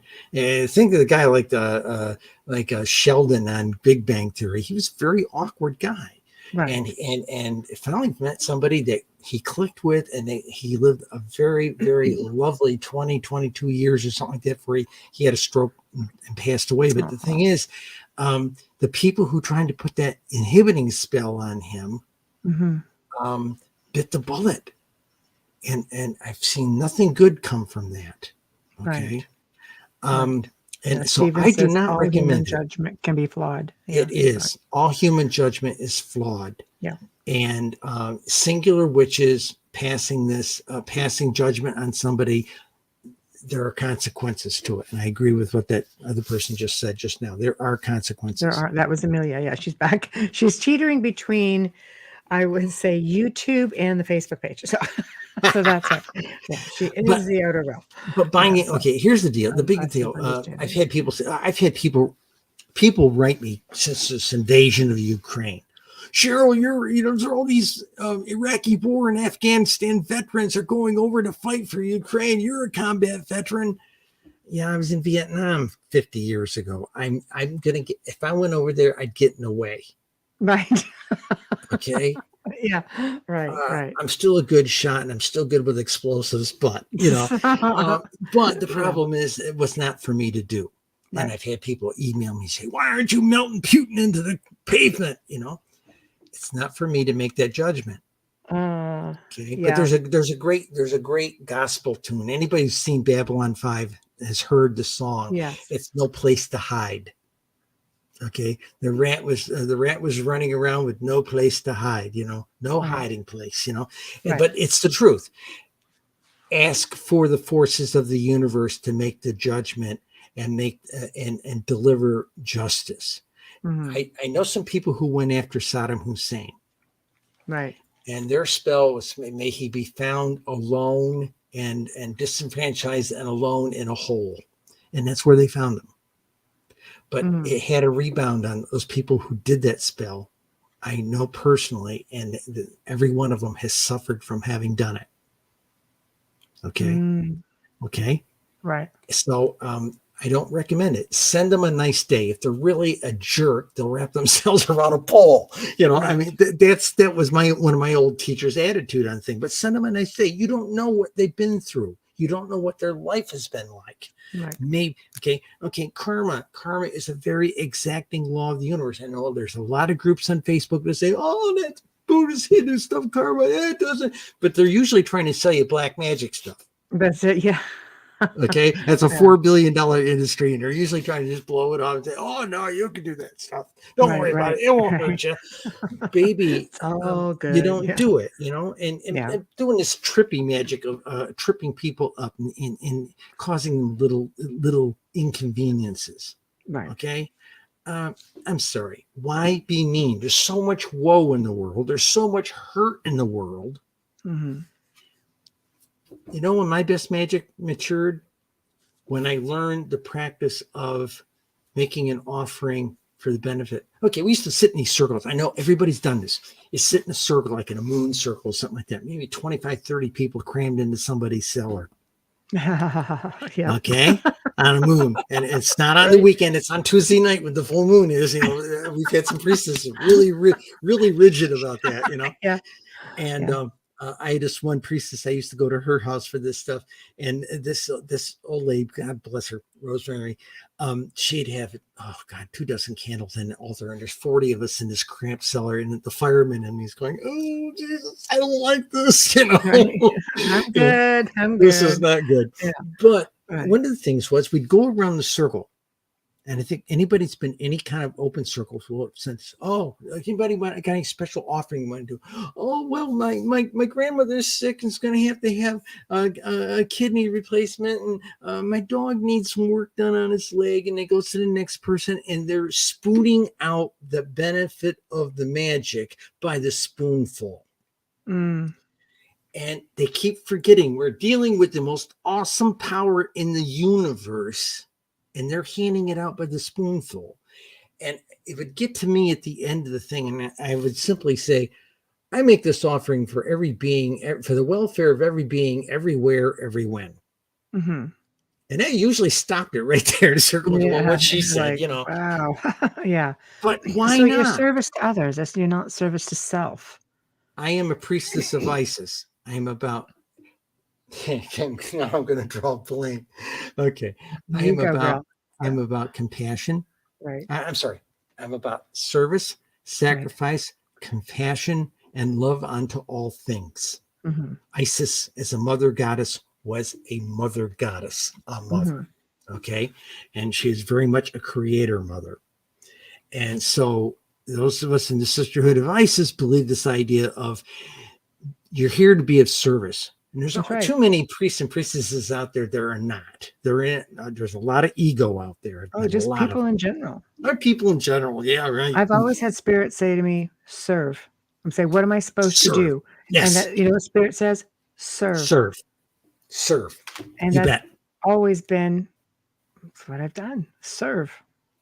So Stephen says, I don't mean to interrupt with this question. However, if you close yourself off to everything because of past pain, how would you reopen yourself to the universe and free yourself from yourself? Great question, Stephen. It is. It is a good question. I'm going to leave it up just so you can ponder on it.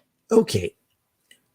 If I'm understanding it correctly, again, sorry about the hair. I don't understand why it's getting into my mouth here. It's all right. It's good. You have to chip away a little bit at a time. This is you're not gonna deal with all your problems every day. Yeah, I'll give you an example. I wasn't dealing well with this whole disownship, and about 4 years ago, me being disowned and disinherited was less of I was being shunned and banished and not invited to things, to actually them getting on the phone and say, okay, we've taken you out of the will. You're not welcome here. Don't bother us. Okay. I had to put myself back into therapy. I hadn't been in therapy since the early 90s, years after my gender change. Okay. And dealing with, the meanness of people at work, things like this, picking on the tranny lady, and so I went back into therapy for 3 years. Okay. Just to cope with baggage I hadn't dealt with family. Okay. So it's all like this. It's okay. You can't do it all by yourself. Sometimes you do have to go out there and get a mundane professional. Now, the first time I opened up to this mundane professional social worker and said, I'm a card carrying witch, the guy about fell off his chair. His eyes got really big. Okay. He says, are you truly a card carrying witch? And I reached in my purse and handed that nice big black card to him that says magic on it and my priestess email address. And he went, oh my gosh, and so I gradually got him straightened out on the fact that we're not sacrificing babies. We're not sacrificing little animals out in the glen out here and things like this. And once he got that through his head, then we just sat there and he came to understand what kind of a kind person I am, what kind of a compassionate person I am. 4 years up in upstate New York, while I was still of the 7 years I was a Buddhist, ordained Buddhist nun, I was a chaplain to 4 hospitals. Now, I hear a lot of people say, well, I'd like to be a chaplain. Yeah, being a chaplain is a lot of fun at 3 o'clock in the morning when you got to be at work at 7 in the morning. Okay. You're up there for 3 hours at night holding somebody's hand who's drawing their last breath. And then you got to sit there and work them through their Buddhist dying rites, which is essentially a controlled shutdown.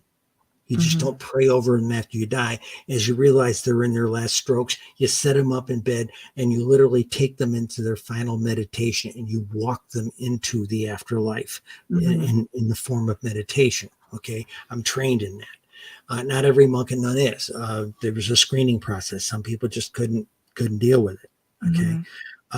My Lama looked at me and says, oh, you're a death walker. You've seen death. You've held death in your arms. And that was before he knew I was a combat veteran. So, and I got to do that stuff. But the bottom line of the whole thing is this job of I've had so many people, oh, I want to be a high priestess, these 20-year-olds. And I said, do you realize how much work it is?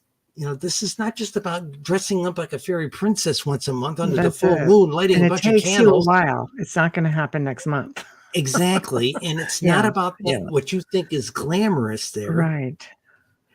It's about, oh, by the way, fairy princess types, with the big long drapey sleeves and candles on the altar. Do you know how many priestesses I've had to roll on the floor to put out the fire?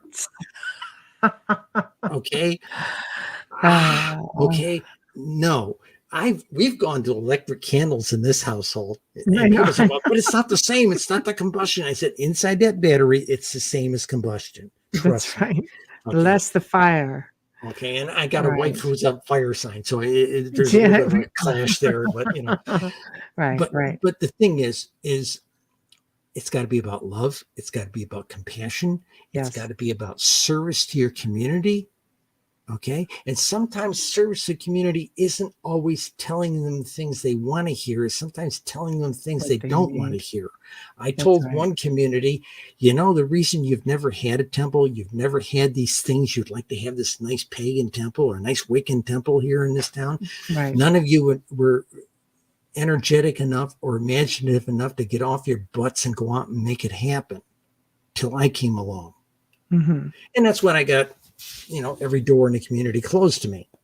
Right. It happened 2 or 3 times, over the years. Sometimes you got to tell them the truth. And as the great line Jack Nicholson has from A Few Good Men, you can't handle the truth. That's true. Way to go, Jack. Yeah, that's right. Yeah. So that's the key thing. The service part sounds easy. It is not. It is right.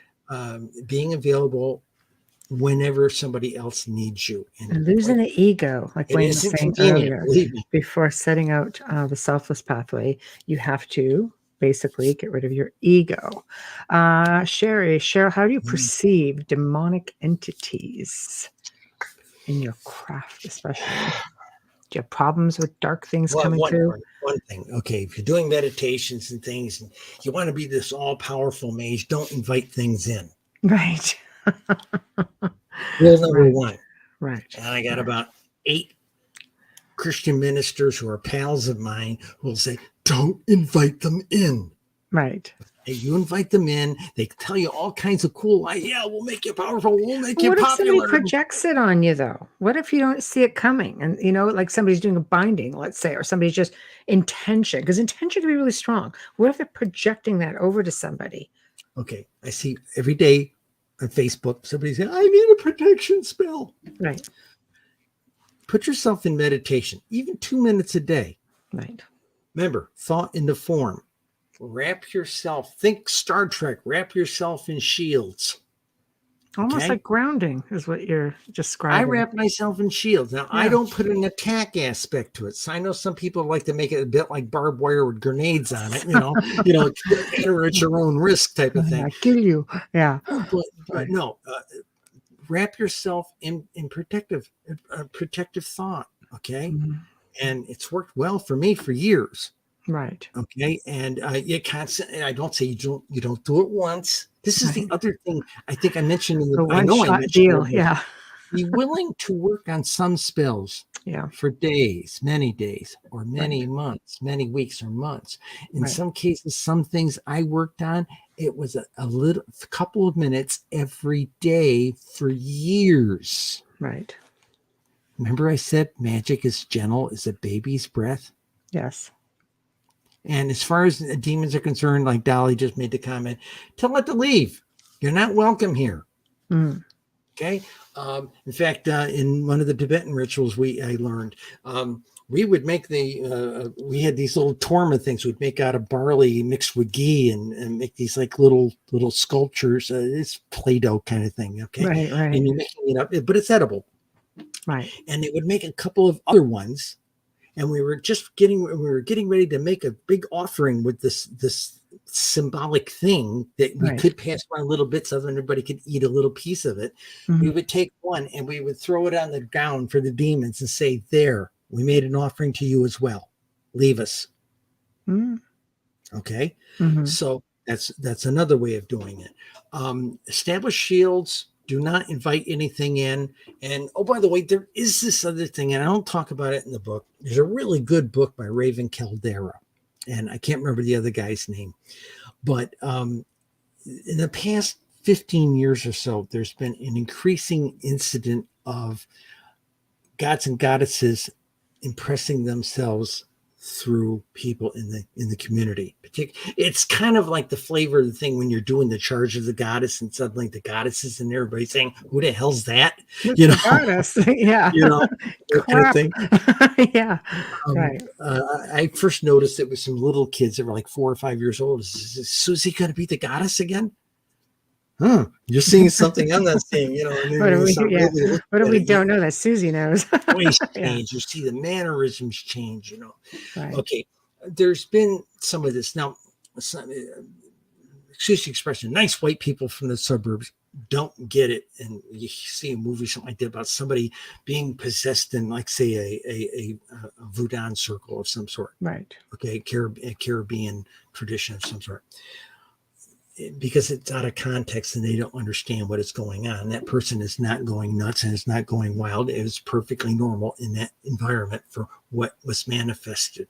Right. Now, in our environments, there are people in the pagan community who have been at it a long, long time, Mm-hmm. who are acting as vessels for certain deities. Right. Well-known allowing Hellenic channeling. deities, Right. And if you Right. go to one of their mysteries festivals once a year, at some point during the festival, after you've had certain initiations and things, Right. you can actually go up there and sit down and talk to this person who you talked to, Susie, a couple of days ago, and you're sitting there talking to Athena, and that's not Susie anymore. So isn't that a form of possession? Yes, it is. It's and the term used in the channeling. Caribbean Buddha, it's sort of a channeling. Yeah. But the term is the official term for that is the person who's doing it is a horse. It's being ridden by the god or the goddess. Right. Okay. Right. And it's usually only, don't say, oh God, I think that'd be fun. No, it's not. Okay. Right. It is not.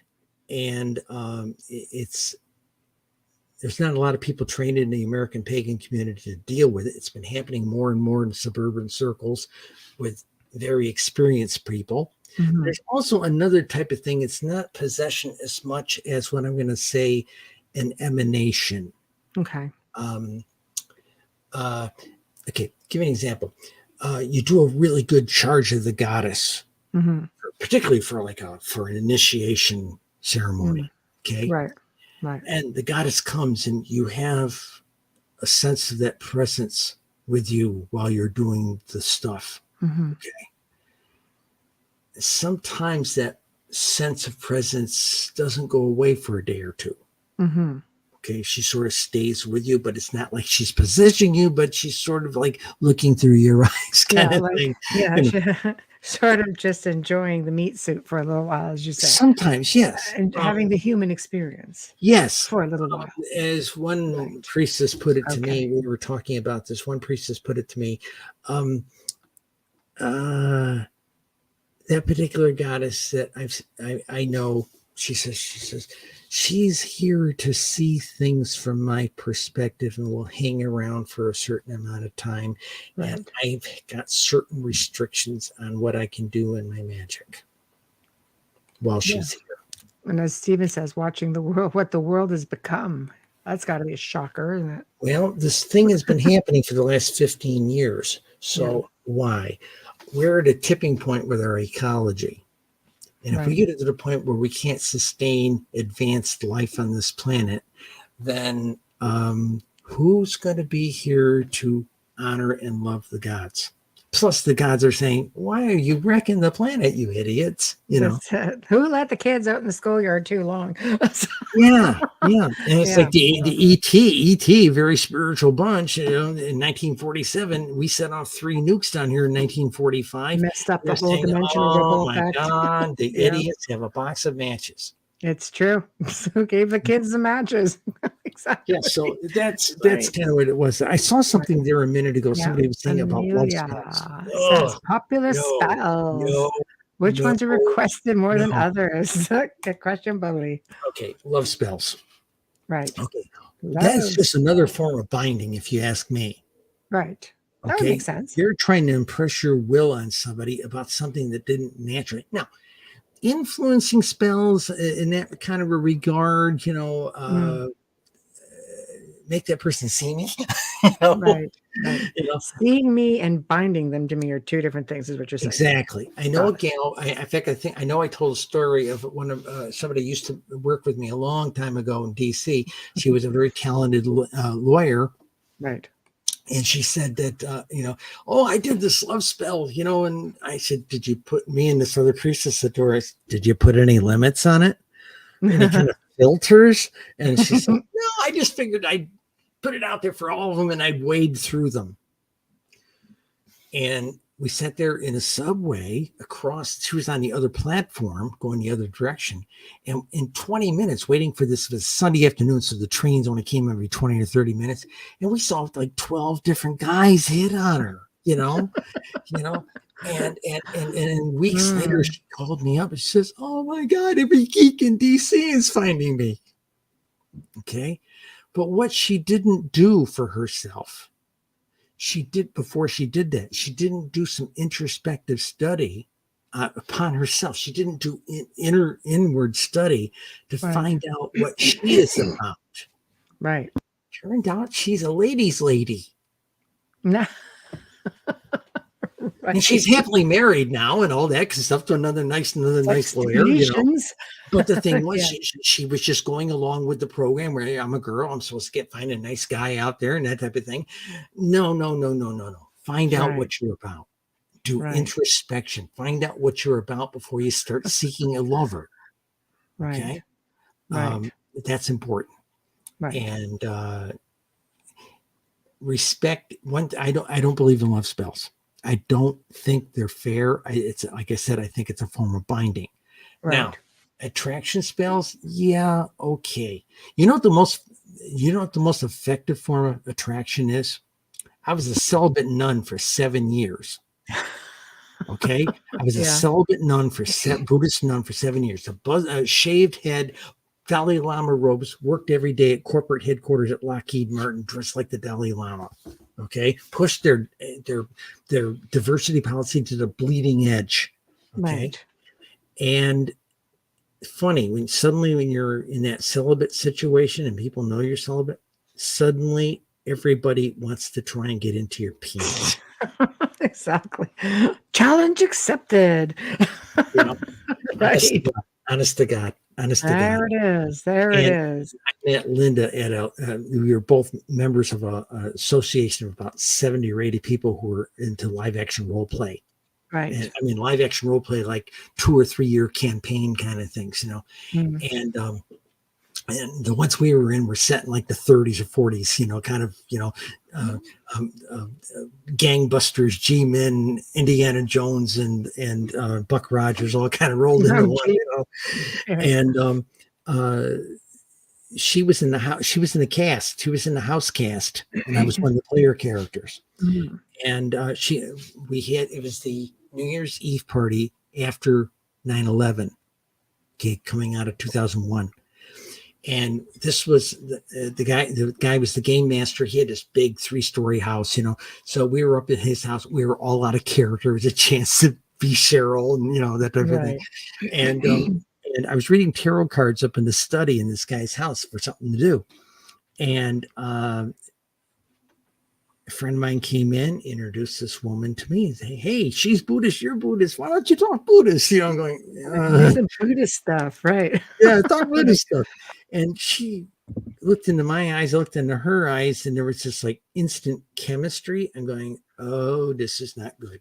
Get the 10-foot pole out, And she's walking down the hall. I said, well, come back later. I'll do a tarot card reading for you. And she's walking down the hall. And I heard later she asked the guy whose arm she was on, who's also another player, says, is Tashi a boy or a girl? Yes. Leave that right there too. So okay, fine. So what ultimately happened was when I did her tarot card reading, I had to break out the little bloody book that comes in the box. Oh. I'm an experienced reader and I couldn't read it. Wow. And I wrote them all down in my notebook. I wouldn't show it to her until about 6 months, 8 months later. I was out of robes. I'd been released from my vows for other reasons. Right. That's when I showed her what the card reading was. I was all over her cards. Oh. And it rattled me because, again, I was in this monastic situation. I got promoted to being a yogi. So, but so that's love spells. I don't believe in those things. Play hard to get, and people will fall out. It's like early witches who want to be a priestess, I don't have any students, decide to get into something for yourself, and believe me, the goddess will throw students out of the woodwork at you. Decide to go start taking a class in karate, do a pottery class or something like that, something on your own time for you, and suddenly you'll have students coming out of your ears. Right. Be careful what you ask key. for. That's the key. All right, students. We're all students tonight, but we're all students. No matter, I'm still a student. Yeah. We're all students. Yes. Once you start getting to a point where you think you're no longer a student, look out. That's right. That's right. Oh, I do. I agree. We're all students. Absolutely. Well, we're at the top of the hour. Oh, bloody ready. So this is the part where you tell everybody how to find you, where to find your book. All right. Promote. If you absolutely you want to write me, okay, buy the book. There's an email address in the back of the book. Okay. There you go. No email address. It's the only one that functions for this thing. Okay. Right. The book is called Magickal Musings of a Rogue Witch. If you go onto Amazon to books and search Cheryl Costa, Witch, Cheryl with a C, Costa with a C, Witch, you'll get this book. It's cheap. Okay. Right. It is. It's a very small book, only 144 pages. A nice, easy read. I reckon, easy read, yes, but I've had a lot of email. Right. Read one chapter, think about it a day or two, then read another chapter, because I pack a lot into a chapter. Right. I make you really, really think. Okay. Right.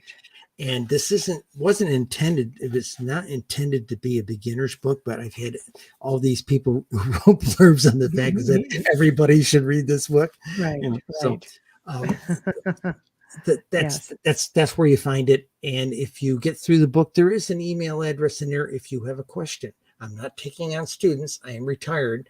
Right. But if you like a little bit of mentoring or want a question answered, and don't send me an email with, a wall of text. I'm dyslexic. I can't read it. There we go.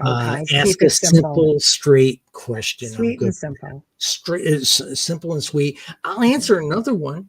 Right. But don't tell me your life story. Just ask easier into any it. Easier into it. Be gentle, like a baby's breath. Yes.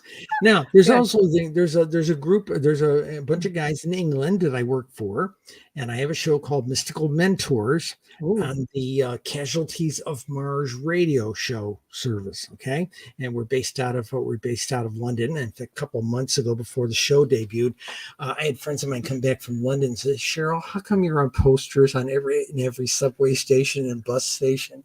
I'm going, "Oh my God!" My face is plastered all over London. Yeah, right. But I talk mysticism, and you get a straight talk like I'm talking here. I'll pick a subject matter and I'll beat it to death for somewhere between 20 and 40 minutes. Typically, I'm trying to keep them to about 20 minutes, but that's what I'm doing. And the program's called Mystical Mentors. It's on Casualties of Mars. If you Google it, we're on everything. They've got us on iHeart. We're on Google. We're on YouTube. We're on everything. So now we just have to bring you back because you're just such a delight. And Amelia, right? I mean, Amelia missed this one, so she's got her voice back, had me back. That's what she said. I couldn't be on. Always a great show when you're on. You're amazing. We love you. And Stephen says, thank you for answering all of my questions. Trish, who is also a witch, you are very inspiring. Thank you. And there we go. I'm going to send you a note back in the email you sent me a link to. I'm going to send you a link to 2 newspaper articles from about 22 years post ago. Them. Now, they will refer to Cheryl Costa, and they will refer to me also as Lady Cassandra, an Alexsanderian high priestess, okay? I was called Cassandra in those days in the craft community, and back at that time, about the only people who called me Cheryl was the IRS and my boss. All right. Everyone else in my life called me Cassandra. Okay. Yep. And in 1994, I was invited to a retreat on a mesa out in New Mexico. Ooh. Shamanic thing. Very nice. Native American guys leading it and everything. And got my spiritual butt handed to me on a platter. Nice. And I came back, and the first person I called from the airport to just check in, I said, "Hi, this is Cheryl." And right off the bat, they knew there was something wrong. Oh. I got back to DC, had my doctor look me over. He thought I'd had a couple micro strokes. Oh, And I went to my therapist at the time. I had one that was working me through depression, so to speak, and from being treated bad at work. right. And she looked at me and says, before I met you, I was a non-practicing Jew. She said, I'm a practicing Jew again because you are the most spiritually grounded person I've ever met in my life. And you know what I think happened to you on that Mesa top? She says, I think the sky opened up and God talked to you and it blew all your fuses. Well, it's possible. It does work in mysterious ways after all.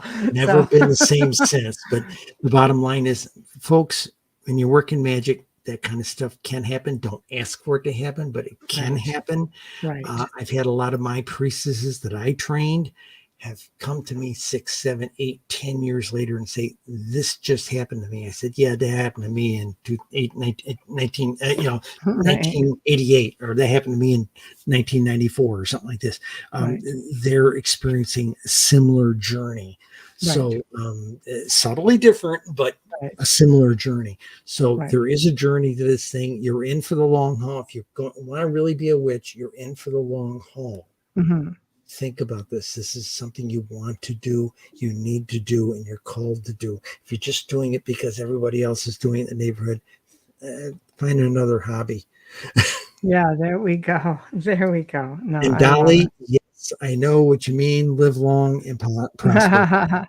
Oh, she's contactee and no, sure in hell is.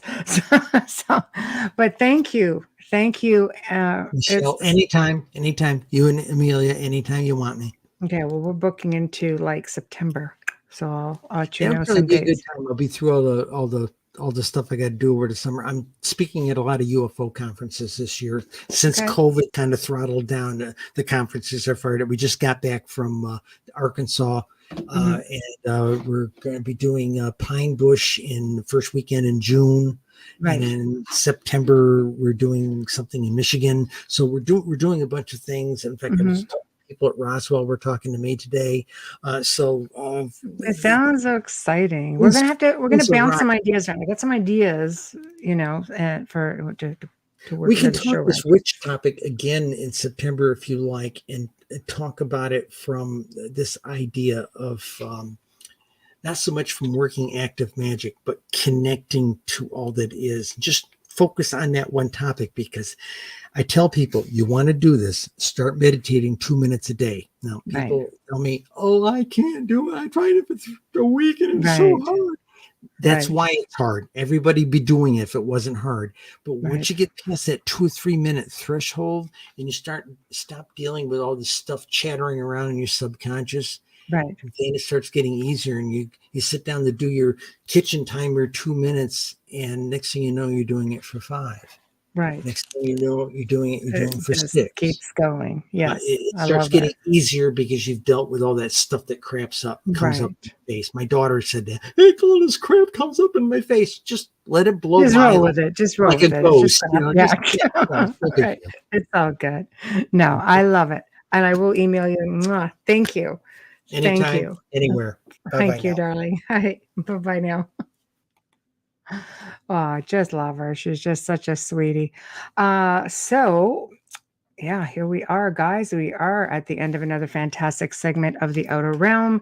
Thank you for all who tuned in. Thanks to everybody in chat. I really appreciate you guys being so interactive. A huge thank you to Cheryl. Big thank you to Folgers Coffee. Another big thank you to Dr. Justin Snicker. Tomorrow night, please tune in as we welcome Lisa Savoy to the show for the very first time. And Lisa is going to be discussing her experience with different types of extraterrestrial beings. So she is an experiencer and a contactee, and she has been in touch and dealt with reptilians, and she has dealt with greys, and it's just amazing. So I think you guys are really going to dig it, and it sounds great. I did meditation focusing on White Wall as a teen. Excellent. Excellent. Well, tune back in. We'll have her back on. So everybody, thank you. We'll see you tomorrow night. Y'all behave.